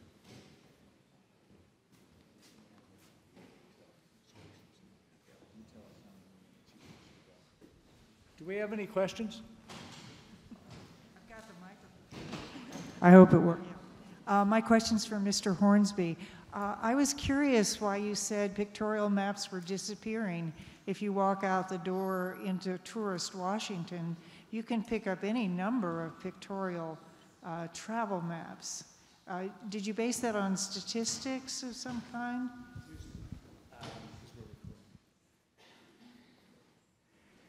I think if you look at the genre from say 1925 onwards, there's just a massive explosion in 1926, the late 20s into the 30s, and then also during the Second World War. And then at least from looking at the two collections in the Library of Congress, which number about 1,800 maps. And I've also looked at more than 1 million 20th century American maps on eBay. So I think, although I haven't been counting them, I have a sort of sense of the quantity, the productivity of pictorial maps. And I would argue that the golden age, the 20s and 30s, now this is not to say pictorial maps are not still being produced. There are several artists, well-known artists, who do produce them. And as you say, there are these tourist maps. But I don't think it's quite the same as the really magnificent works of graphic art that were produced in the late 20s, 30s, and 40s. I am open for a challenge on this, but that's my general sense, that you get a diminution during the late 50s and 60s as other types of commercial advertising using maps come in. Next question. Yes. Yes, also for Professor Hornsby. You described the period as one almost cohesive unit with, I'm here. Okay. With a lot, there was the long boom of the 20s and the early 30s, and then you moved to the geopolitics of the rise of the superpower.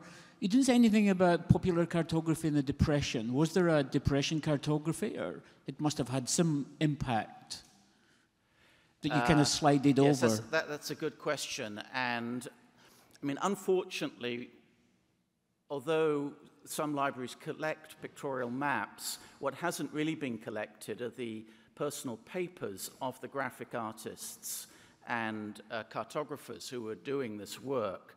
Now, I've been fortunate in getting in touch with the descendants of at least two of these artists. And one of them I showed you, George Anand, and he was quite a well-known commercial artist doing work for Nabisco and other companies in Manhattan during the boom years of the 20s. The Depression came, and he refused to get employed by the WPA and had a really tough time of it.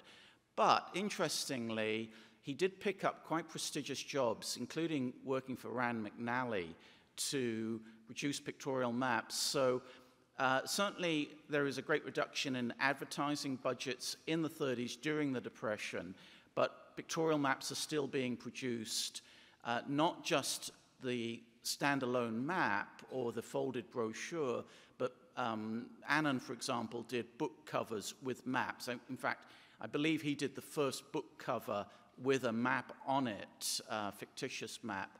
And there was also work within books, the end papers, for example, and maps that authors needed to illustrate their books. So he picked up work that way, but it was very tough going during the 30s. Again, I suppose one could try and look at statistics through copyright and see if there is a diminution of the production of pictorial maps, but my life is too short to go through the 40-odd million or whatever it is. I have done some work in the copyright library in the Madison building, and I really don't think I want to be counting the copyrights on this. But certainly, some of the artists did have a really tough time of it. We have some questions. Someone has the microphone? Okay. Decide if it's on or not. I guess it is. I'm a collector, and I also have a question about pictorial maps. I recently had an occasion to try to look at the definition of a pictorial map, and I found that quite confusing. Wallace and Robinson in Cartographic Innovations have a very narrow definition of pictorial maps. It has to have some feature shown in elevation. And somebody named Nigel Holmes, who's written a book on pictorial maps, has an extraordinarily broad definition of pictorial maps. Again, as a collector, I'm not sure it matters a lot to me, but academically, it seems to me it's a question of how you, as the author of a forthcoming book, define a pictorial map. That's an excellent question, thank you. In a longer version of this paper, I in fact I preface my comments about talking about Matthew Edney's model of modes of cartography, which we heard from Mark. And I think one of the points that Mark made and Matthew makes in his paper is that how we do not have discrete boundaries around maps, that they do overlap, and I think we saw that with Jim's paper shading into sort of the pictorial tradition, and also with Ralph's presentation of aerial maps. There are pictorial qualities, and this has exercised me a bit. For someone like Harrison, certainly he sort of pictures the globe, but I see him, and to some extent Owens, as being on the margin of the pictorial tradition. And again, I don't want to draw hard boundaries, but there seems to be a body of work which was collected by Ethel Fair and Muriel Parry, which is solidly pictorial. And if this book comes to pass, I hope to show what I consider to be the core, but I'm absolutely in agreement that it does phase into other types of cartography, as we've heard this morning. Sorry, that's not a very definite definition for you, but I think with this kind of qualitative material and subject, it's a useful one to work with.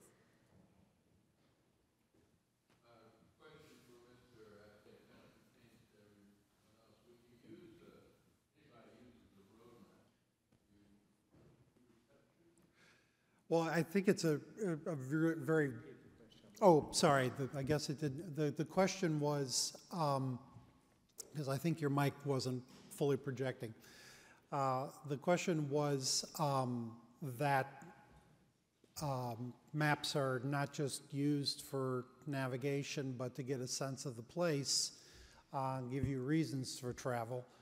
And with the digital GPS-based cartography, a lot of that is lost because it's all reduced to the sort of the same algorithm and way of presenting. Am I paraphrasing your question correctly?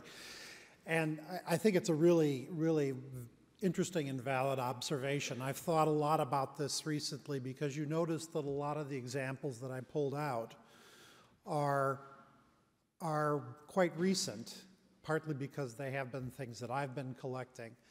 But at least with regard to this type of cartography, rumors of the demise of paper are exaggerated. And I think you can say that's also true for road mapping at large, although it's sort of like Mark's question about the tipping point. We're a little too close to know exactly what's happening or whether we're looking at a generational type of thing. I think I myself, we all use those of us who have the smartphones, which is pretty universal these days, even for Luddites like me. But you know, we all use them, and we use them very, very precisely. But I think it's important to observe that one of the things that you do when you look at these things is that without you asking for it, all sorts of recommendations pop up for hotels and things like that. But I agree, one of the greatest importance of these kinds of things are the way that they do evoke a place and give you reason to go places.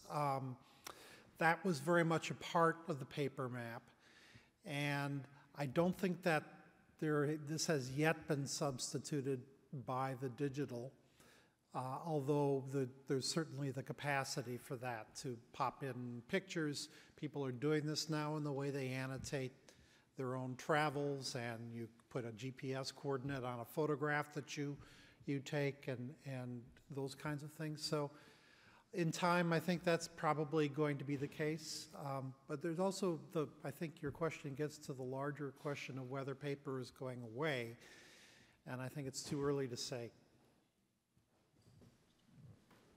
We have time for one last question, and you have the microphone, sir. Thanks, Wes.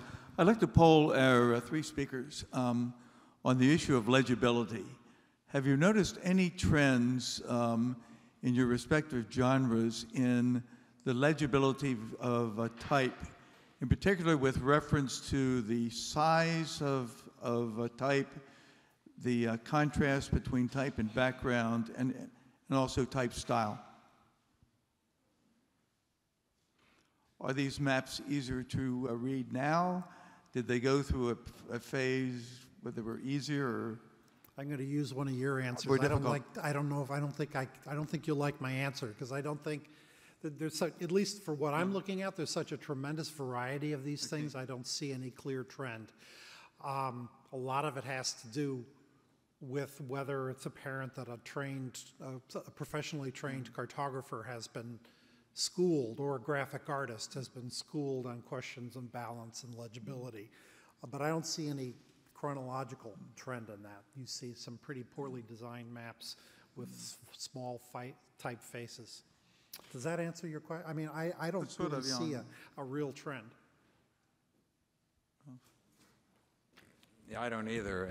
But to follow up, I guess just the former question too, in the cockpit and the passenger area of the plane, the print is gone.